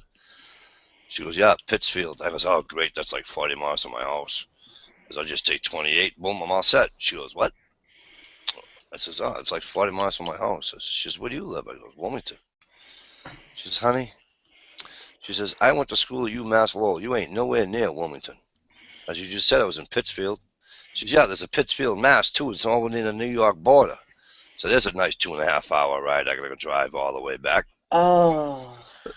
So I said, "Okay, you some bitches." So I said, "All right." So then we waited for one of our friends to pass out, and we tied him to a stoplight pole, you know. Oh my God. We were nice enough to leave him in his jock, you know. So that was Oh right. my God. And then How many years ago was this? Oh, this is back in the 90s. So then the last one was my buddy. We always used to fish and shit together, same group of guys, you know, same guys that did this to me, and we did it to him. And finally there was one more, and this is where we pushed the envelope. Well, it kind of really wasn't nice because we involved family, and that wasn't a smart thing to do on my part. But what had happened was that we had all gone fishing, and this guy's wife's been begging me for these pictures. And so I told her, I said, "Well, we'll bring him over," because his son was being, what do you call it, christened. Yeah. So I said, "I'll bring it over the day of the christening." She's like, "Okay." Now, she's got his family in the backyard, her family in the backyard, friends, everybody in the backyard. I show up, and she says, "Hey, where are the pictures?" I says, "For Christ, I left them in Numbnuts' glove box last night." I says, "He didn't give them to you?" She says, "No." She goes out to his car and goes in his glove box, and what she found was a beautiful pair of lace panties and bra. Oh, geez. So what happened after that was that she took him behind the wood, and you want to talk about the old saying, taking somebody behind the woodshed? She took him behind the shed, and let me tell you something. She was beating the absolute snot out of him, right? And I am pissing myself laughing. And then it wasn't getting too funny because he was like, you know, and I'm giving him the finger over her shoulder, you know. I'm like, fuck you. And then she was like, now she's in tears. And I'm like, oh, that sucks. So then I ran over and I says, "Hey." And she says, "Not now." I'm like, "Not now. You know what this asshole did to me?" I said, "The asshole didn't do nothing to you." She says, "What are you talking about? You don't understand. I went to get the pictures," and I says, "and you found a pair of purple panties and a purple bra to match it with it." She goes, "How do you know that? You knew and you didn't tell me?" I said, "No, I'm the guy that bought it." And she goes, "What?" I goes, "Yeah, they left me at Pittsfield." She goes, "Yeah, I thought that was funny." Well, I thought this was funny too. So now I got you both. And so those are the types of things we used to do to each other. Oh my God. Now I just Mike, you're a dick. Yeah, I am. I know. I used to be. I know. That's what I was thinking. I used to be, but we used to. I thought you said you ended up in Florida. I did. Well, that was the other thing. I got hammered and I woke up in Florida. Yeah, that's what I was thinking. That you were gonna tell us how in the hell you got to Florida from Massachusetts. I was drinking, and I started drinking Jack Daniels, and I don't know what the hell happened. All I know is that when I came through, I was in Florida. Oh my. And, okay, so now I have to ask, Saint, did you ever drink? Or you come off as Mr. Goody Two-Shoes. He's drinking right now. That's his disguise. That way you don't get suspicious. He's up to something, Okay. You know the kid that never got caught in anything? Hey, he always comes off on the panel as being so prim and so proper. Well, that's what I'm saying. You remember the kid that never got caught at doing anything wrong? And oh, Billy Bob, he would never do that. He's such a good boy. Look at he's so cute. That's him. That's the saint. Okay. All right. You little Very, scoundrel, very you. intelligent. Yes. You little scoundrel. Yeah, that's the same. You know, TR, Teresa just baits you all the time, man. She just talks you up and Whatever. whatever. So I now, like Teresa. Teresa. Yeah, Yeah, she just she's likes to fine. hear you say her name. Oh my God. We're just gonna call you Terry from now on. It makes it easier. Yeah, there you go. My father used to call me Terry. There you go. Yeah. Yeah, see, that just screws up all my fantasies. I can't call it, Yeah, yeah. Oh, yeah. Yeah, Too just funny. fantasize tomorrow while she's out there wringing the neck on that chicken. Yeah, I could wring a neck on a chicken. Tia, aren't you too old for fantasies? No, I'm still no. breathing, Look at ain't I? him. Look at him. Look at him with them perfect white teeth and yeah, They're that fake. little southern gentleman accent that's Southern never gentleman, my found a ass. deer. Teresa, don't you think we need to get him married up again? Oh No. no, baby. I need No, him you don't want to do single. that. What's No, wrong my with you? fantasy would be, no. TR needs to be single. Yeah, I'm free agent. Yeah, I don't want any, any mishaps there in my fantasy. What? Reproducing? I like it. I want no bitches in that picture when I fantasize about TR. I remember what I liked about your chats now. All right, knock it off. You didn't see that. That might have been a false picture anyway. You didn't even know if it was my tits or not. Well, I that just don't missed matter. something. Well, Teresa, why don't you put the picture up here for us all to evaluate? Wait, no, don't do that. I'll get thrown off of YouTube. You know that shit ain't gonna happen. I enjoy the Quagmire chats on Friday night. You know what? When I sent that picture to TR, he was like embarrassed. You had to look at his face when I said that to him. And then, later on, he was such a gentleman about the whole thing. But I really sent it to Rosie, but he was wondering why the hell that Rosie wasn't cooperating. And it's because I sent it to Rosie, and I said, this is why. I promise. Chats. I didn't mind. I promise. One of his political chats or whatever. Yes, I know. So, you guys know Rosie well enough to know that she's a moonshine maker, right? Yeah. Yep. No. Okay. You were talking about moonshine earlier, and I was just sitting here thinking, they have to know that Rosie was a major player in the moonshine business for a while.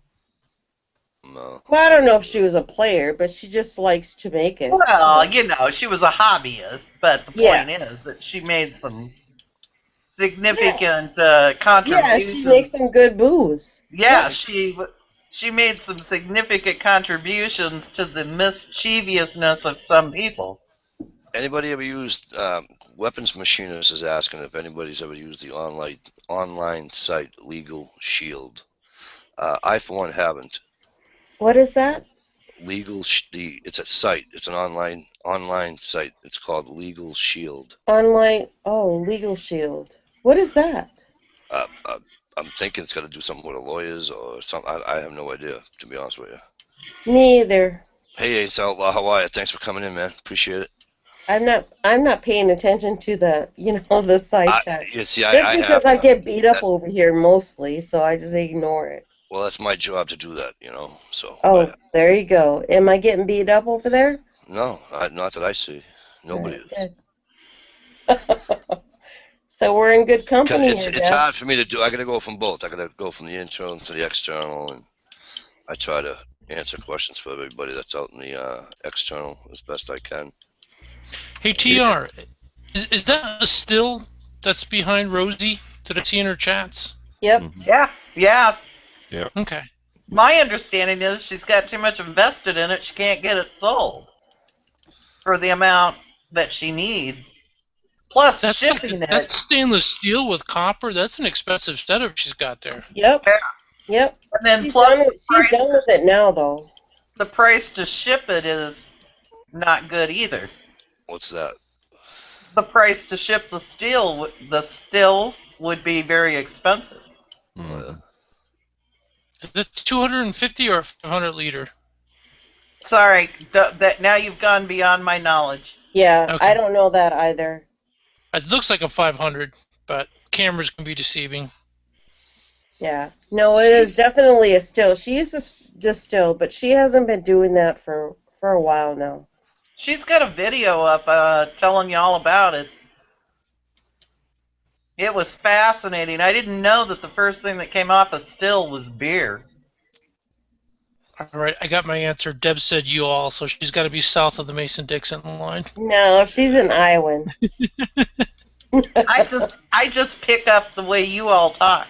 Yeah, there you go. I We got 'em know all these Southern people. The only one that isn't, what we were talking about that Mike earlier. Yeah. He was gracious enough to say, hey, at least, he's from Boston, but I'm from northern, the northern states, but there's a lot of Southerners here. Scott's from Minnesota.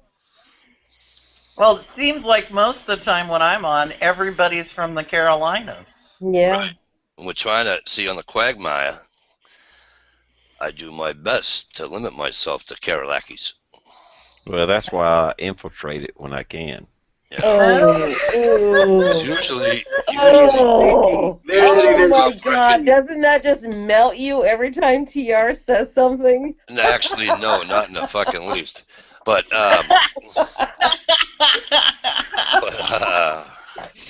usually, Mike's gonna be like, "What the fuck did I let these women on here for?" usually Stump's here. I knew there was a reason why I didn't give you my phone number the other night. Usually Stump's here, but he's probably working. He works 100 hours a week anyways. But well, there'd be another Karolakian here, and Yeah.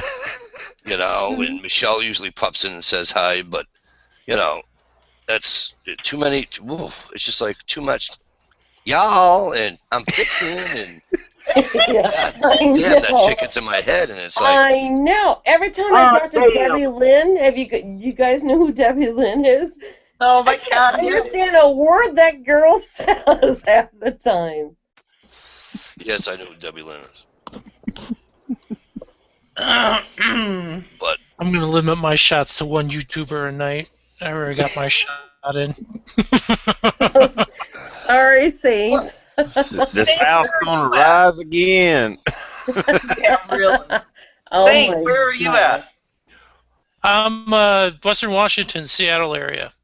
See, Oh, you're he's clear across another the country. northerner. You're clear across the country. But I grew up and spent 30 years in southern New England, so I know a lot of the areas, the same stuff that Mike does. You escaped. You got out. Yes, I did. yep. So he's another Yankee. Whoa, whoa, whoa, whoa, whoa, whoa, whoa. Yeah, I think we're like 5-3 or something, or whatever the panel is. The Northerners got the numbers tonight, Mike. Yeah. Yeah, we do. We always do, because Mr. Tolley very rarely misses a Quagmire. So Yes. when we first started the Quagmire, it was me, Ohio, Mr. Tolley,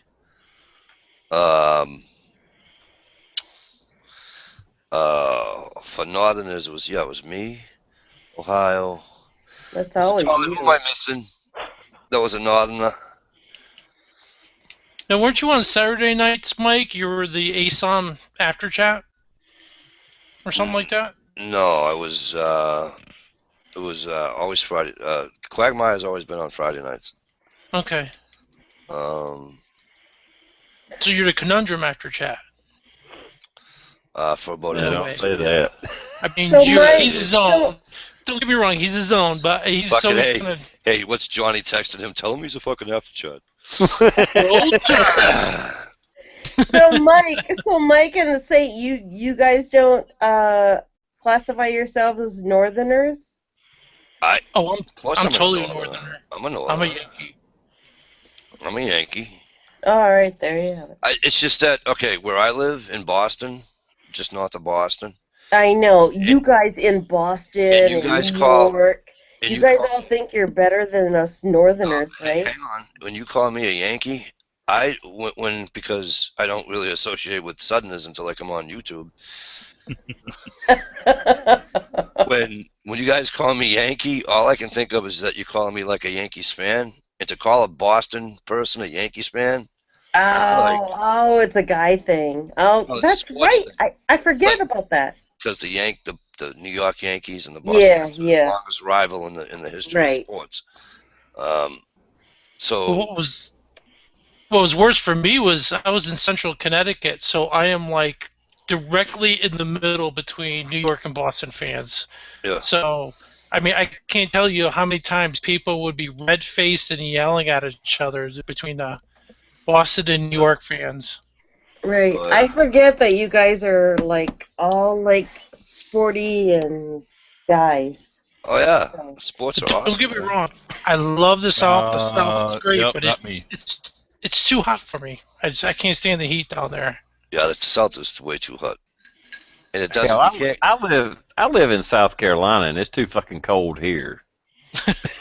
That's you kidding me? Yo, what's his name out there in a t-shirt? You TR kidding me? has me fascinated because you don't get snow where you are, TR. Yeah, we get snow. Not a lot, but we do get it. Well, so how cold does it get there? I mean, you know, there'll be that 1 or 2 weeks a year that it gets down into the negatives. But like tonight, it'll be in the 40s. 40s. I'd be out there in a frickin' baseball jersey, you know, like a long sleeve shirt. 40s. Yeah, I know.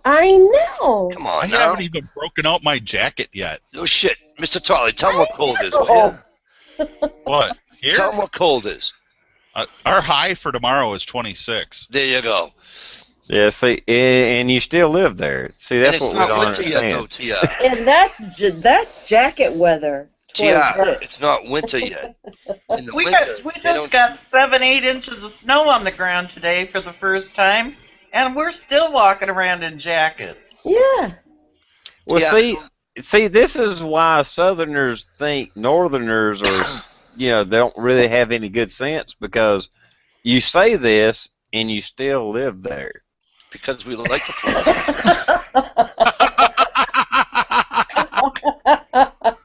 Good one, TR. That's too funny. Listen. TR, how hot does it get where you're at in the summer? 90s is like a high. Every once in a while, it may hit 100.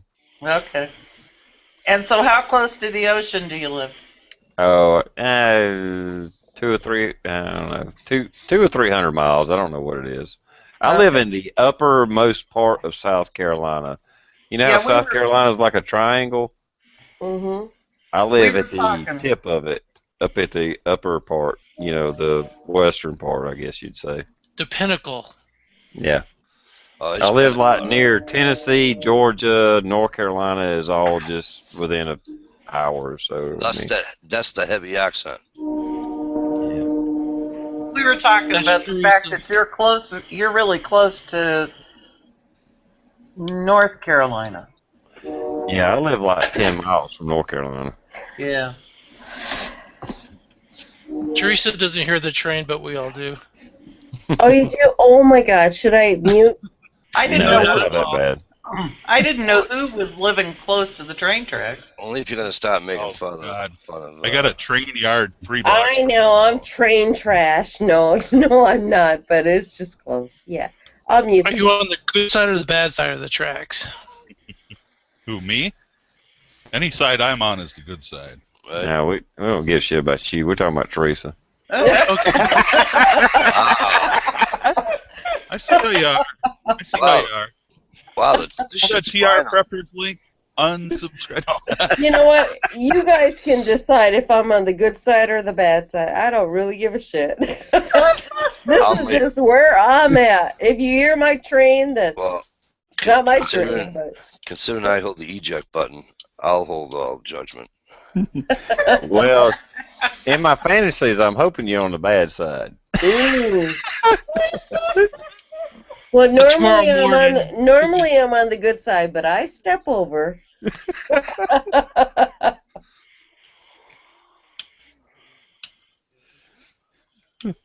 I'm so sorry, Mike. Come on, Frank.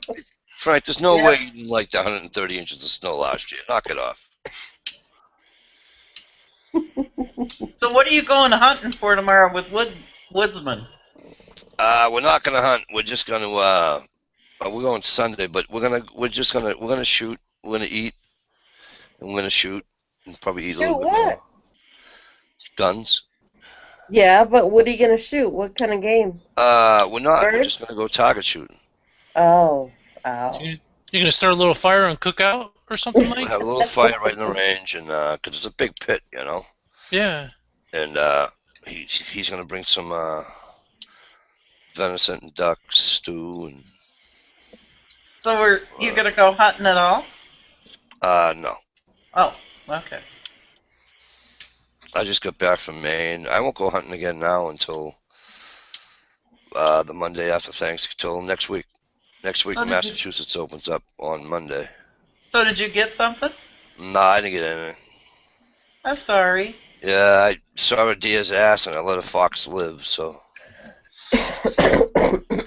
I'm not a fur bearer and I don't know anybody that would have taken the pelt, so no reason for me to shoot it.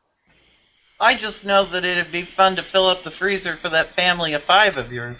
Yeah, it would have.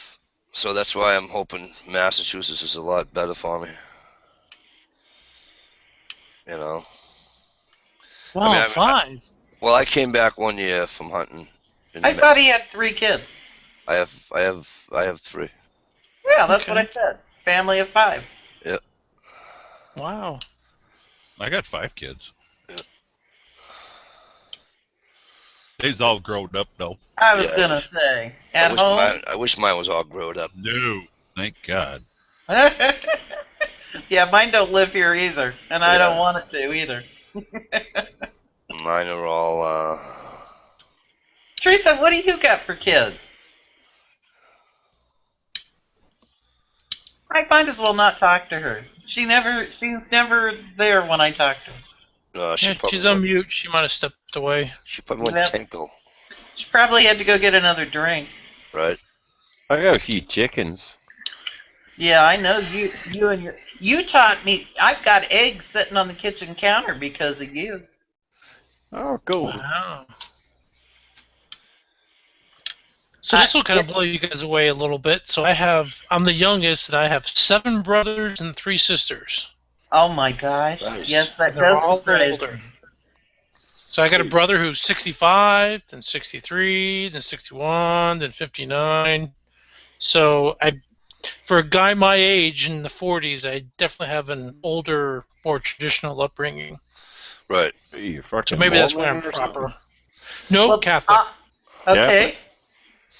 I have. Come on, New England, 11 kids. That's Catholic. It's Irish Catholic if I've ever heard one. Not Irish, but. Are you kidding me? I have a sister that was 19 years older and a brother that is 15 years older. Oops. Okay, wow. I have 2. I went to high school with my nieces, my brother's kids. Oh, I grew up with my sister's kids. Yep. I have Pretty well. my parents. I'm one of 4 boys, and my parents had 2 mistakes before me. So Mike was a bullseye, right on the money. I'm one of 6, so. You were the only planned child, hey, Mike? Or at least one of 2 that was planned, hey? No, I was just the only one that they finally did it right when they started having the boys. They had the 2 freaking girls before me, and they had to have me just to make sure they did something right. Ah, I see how you are. You've been into this man's men are better than girls thing for a long God, time. yeah. I mean, hell, this is a man's world. We just allow you women to live in it. Ah. Oh. Okay. How am I doing, Tolly? You're hanging yourself, and I'm not going with you. Come on, Okay. Tolly. You got to agree with me. Where's I'm that with this wife time, brother. of yours? You remember? You notice how I said that without Teresa being here, so now I can just deny everything I said, and the guys will stick up for me. Yeah. Not So- me. Yeah. For all Where's I know, that my wife of wife is yours? sitting upstairs Maybe we watching need to this talk chat. to her. She's down in New York City. Oh. That's why he's So you- smoking in the house. So you think you can get away with anything tonight, hey? Pretty Hey, much. I heard my name. What did you guys say about me I when said I you're was the away? best. That is not true. That is not what I heard. That's what I'm telling you. That's what I said. You're the best. Well, I don't know if you heard this saying, women control half the money and all the pussy in the world. So, figure It it out. does seem to be that way, doesn't it? You know, and Half the funny money? thing about it is that if you all piss us off too much, we just make ourselves happy with each other. Exactly. Woo! Yeah, we do. Now we in got the a end- chat going. In the end, we Can I still watch? win. In the end, we still win because that makes us happy. I know. You guys is what is the first fantasy about a guy? You know, to be with two women? Yeah. There you Listen, I can't deal with the one I have now. Why the fuck would I want to? go. I know. Right? You know, Right? Are you Not fucking kidding me permanently. right now? Are you insane? I can't deal with the one I got now. Woman? You think I want to hear this? Do I look dumb? Well, it depends. Those guys that got more than one wife, I don't know what the hell is wrong. Exactly. Totally. People that polygamist, whatever the hell they are, they got like 10 wives. Are you a freaking sadist too? Well, you'd have to be to move to a Salt Lake. That's just asinine. yeah. You just You gotta know get. what? I'm with you, baby. I wouldn't like to be at a woman in any situation where there's a lot of women. No, me either. I agree. It, Oh, they it, get it really depends on the fucking- women you're with and the situation, because sometimes you just might need to tag out and like take a break. I tag out. It's you. Go. No. Let me go take a break. And then forget the fact that you got to buy, 10 years supply of friggin' menstrual products because you got to listen to, you know what I mean? And it's like you got like 12 of them on all at the same time. That's just suicide. That's just suicide. Oh my God. Are you kidding me? Bang, right in the head. Thank you. I'll be happy. Oh, too funny, Mikey. I know, and Scott just keeps pounding away. He is. Oh, you know He why? has no opinion. Because he just I had- keeps pounding away because he knows what the No, shit no, no. is. I know what it is because I had 4 girls. Ooh, see? So I've been in a house full of women. Yes, Yep. you Oh, have. My dogs were girls. Yeah. My son and I, we used to, spend as much time away that time of the month. We were gone. You were Doing outnumbered. other That was things. smart. Yeah. So, Saint, are you married? Divorced. Oh, I'm sorry. Okay. It's been I went that way 2 too. years, so you don't need to be. It was ultimately a good thing. Okay. No kids, though? No. So I married young at like 20. Well, we got together at 20, 21, married at 26, and then divorced at 30. Yeah, sometimes it's the handwriting on the wall, isn't it? Yeah, maybe I went for the old traditional thing of finding someone and spending your lives together, but maybe I got married too young. I don't know. It's all Yeah. good, man. Well, you're smarter now. Listen, there's no Oh yeah. there's no too young, too old, in the middle. as long as you can do this, yes, dear, you're all set. Because you know what? Without breaking your neck. That's right. I know, but Mike, what you're saying is, as long as you're in love with the person that you're with, you respect them, and isn't that basically what you're saying? Hell no. As long as you know how to, as long as you can ignore the shit out of them. Right? Mike and I have both been married a long time. Okay. Holy crap! And I married a chick that's Sicilian, so I'm fucked to begin with. You are. All right. Well, I got some shading. That's funny. See that, Mikey? That looks awesome, Mr. Tolley. Let me click on you so I can share with the class. All right. Oh, Mr. Tolley, that looks cool. Pissa. I'm far from an expert yet, but I'm learning how to do the tooling, and The tooling looks good. It looks really good, baby. I think I'm coming along nicely. Yeah, you are. Yeah, looks very nice. Now I just got to get more tools, because I don't have enough of the tools that I need. Oh, really? Yeah. Hey Teresa, what's our leather guy's name out in Oregon, Washington? Pounder. Yeah, Pounder you know Speak. Yep. Pounder? I know Pounder, yeah. I talk to him all the time. No, I didn't mean you. I meant Mr. Tilley. What's his name? Pounder Speaks? No. A leather guy named Pounder. You guys are He just has, like setting up the pins, aren't you? He has a YouTube channel called Oregon Leather something. I can't remember. Pounder Speaks. Is that his YouTube channel? Yeah. Never heard of it. Does he do You'll have to motorcycles? check him out.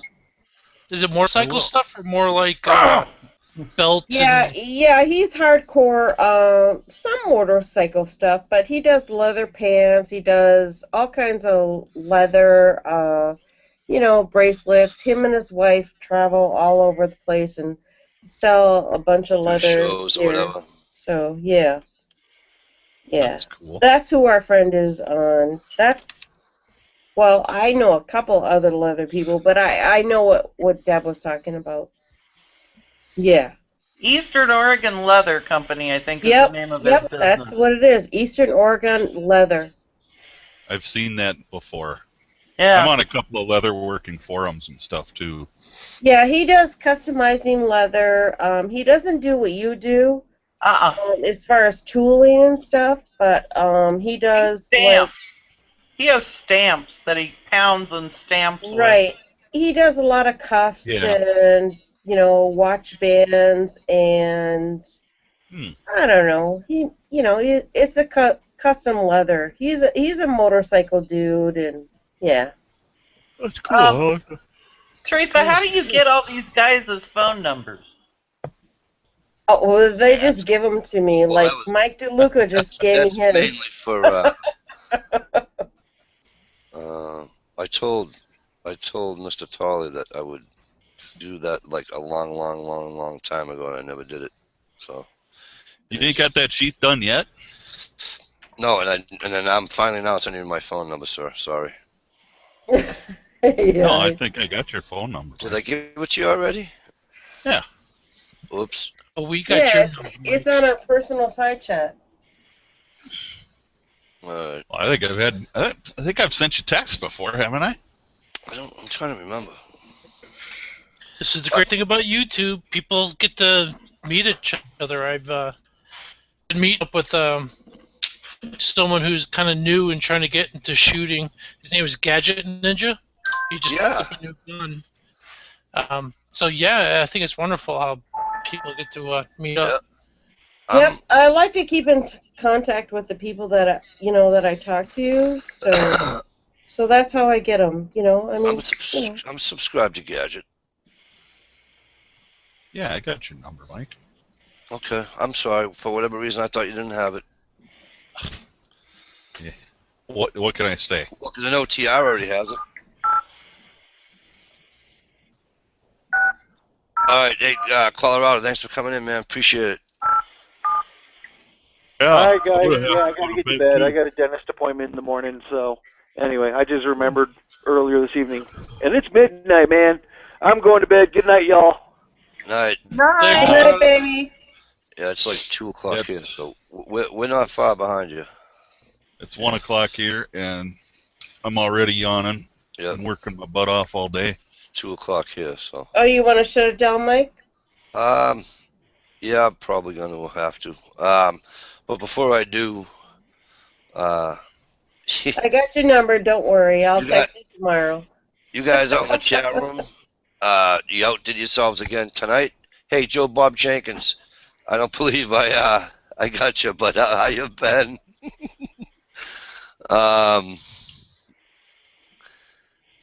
You guys out in the external chat, weapons, PG, Ollie is Saint, Frank, Gerald B was in, Greg, Jay. I don't know what the hell happened tonight, dude. I must have sent you 4 or 5 friggin', what do you call it? Ace Outlaw, my southern brother, SKS and all them. All you guys and girls, too.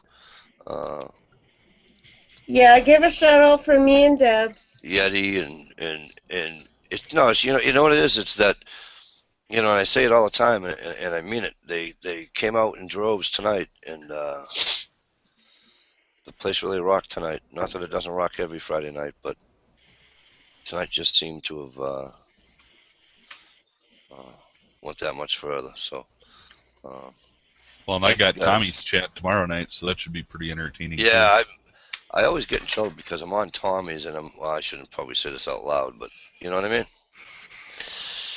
But Yeah, just come on over. He's not real picky about who comes on, you know. oh, I'm there. I'm a silent watcher. Ah. Yeah, if I get to be on from my office, then I can have the side chat and stuff open. Yeah, and Can't do it down here, and I got work to do. And Stuart Design. I'm sorry, I think I missed you. All right, so what we're gonna do is I'm gonna say goodnight, and I want to thank all you guys out in the chat room, and I also want to thank Tia, Deb, and Teresa. It was fun. Thanks, Mike. And Mr. Tolley, of course, the Saint, my good friend, working class woodsman, Colorado. Thanks for coming in. It's been a while that I've seen you, and that's cool that you were able to come on tonight. That's great. Appreciate it. All right. Well, thank you for having us, and I'm probably going to start a late night chat. So if anybody wants to come over there, that's cool. Alrighty. All right. When is So that? everybody, if you want, Teresa Artistic Design. Go to her chat. go to Teresa. Tonight? All Artistic subscribers, so Design. probably you can just get there. All right. And Come on over, TR. We're gonna chat up some more. Oh, and us good. old people, me and Mr. Tolley, we're gonna go to bed. All right. Yeah. Yeah, you we old just people can't handle go to this bed. anymore. All right. I don't know. I you think folks too. I'm older than everybody here. So No, Oh, not Tia's, by much, Tia's got us by about 3 years, Mr. Tolley. oh, does he? He's an old fuck. What? 52, 53, maybe? Just look at him. All right. He's Quit taking catching on up to you with the TR. receiver. Quit taking on TR. We love our TR. All right. Good night, everybody. Good Night, night. Mike. Later.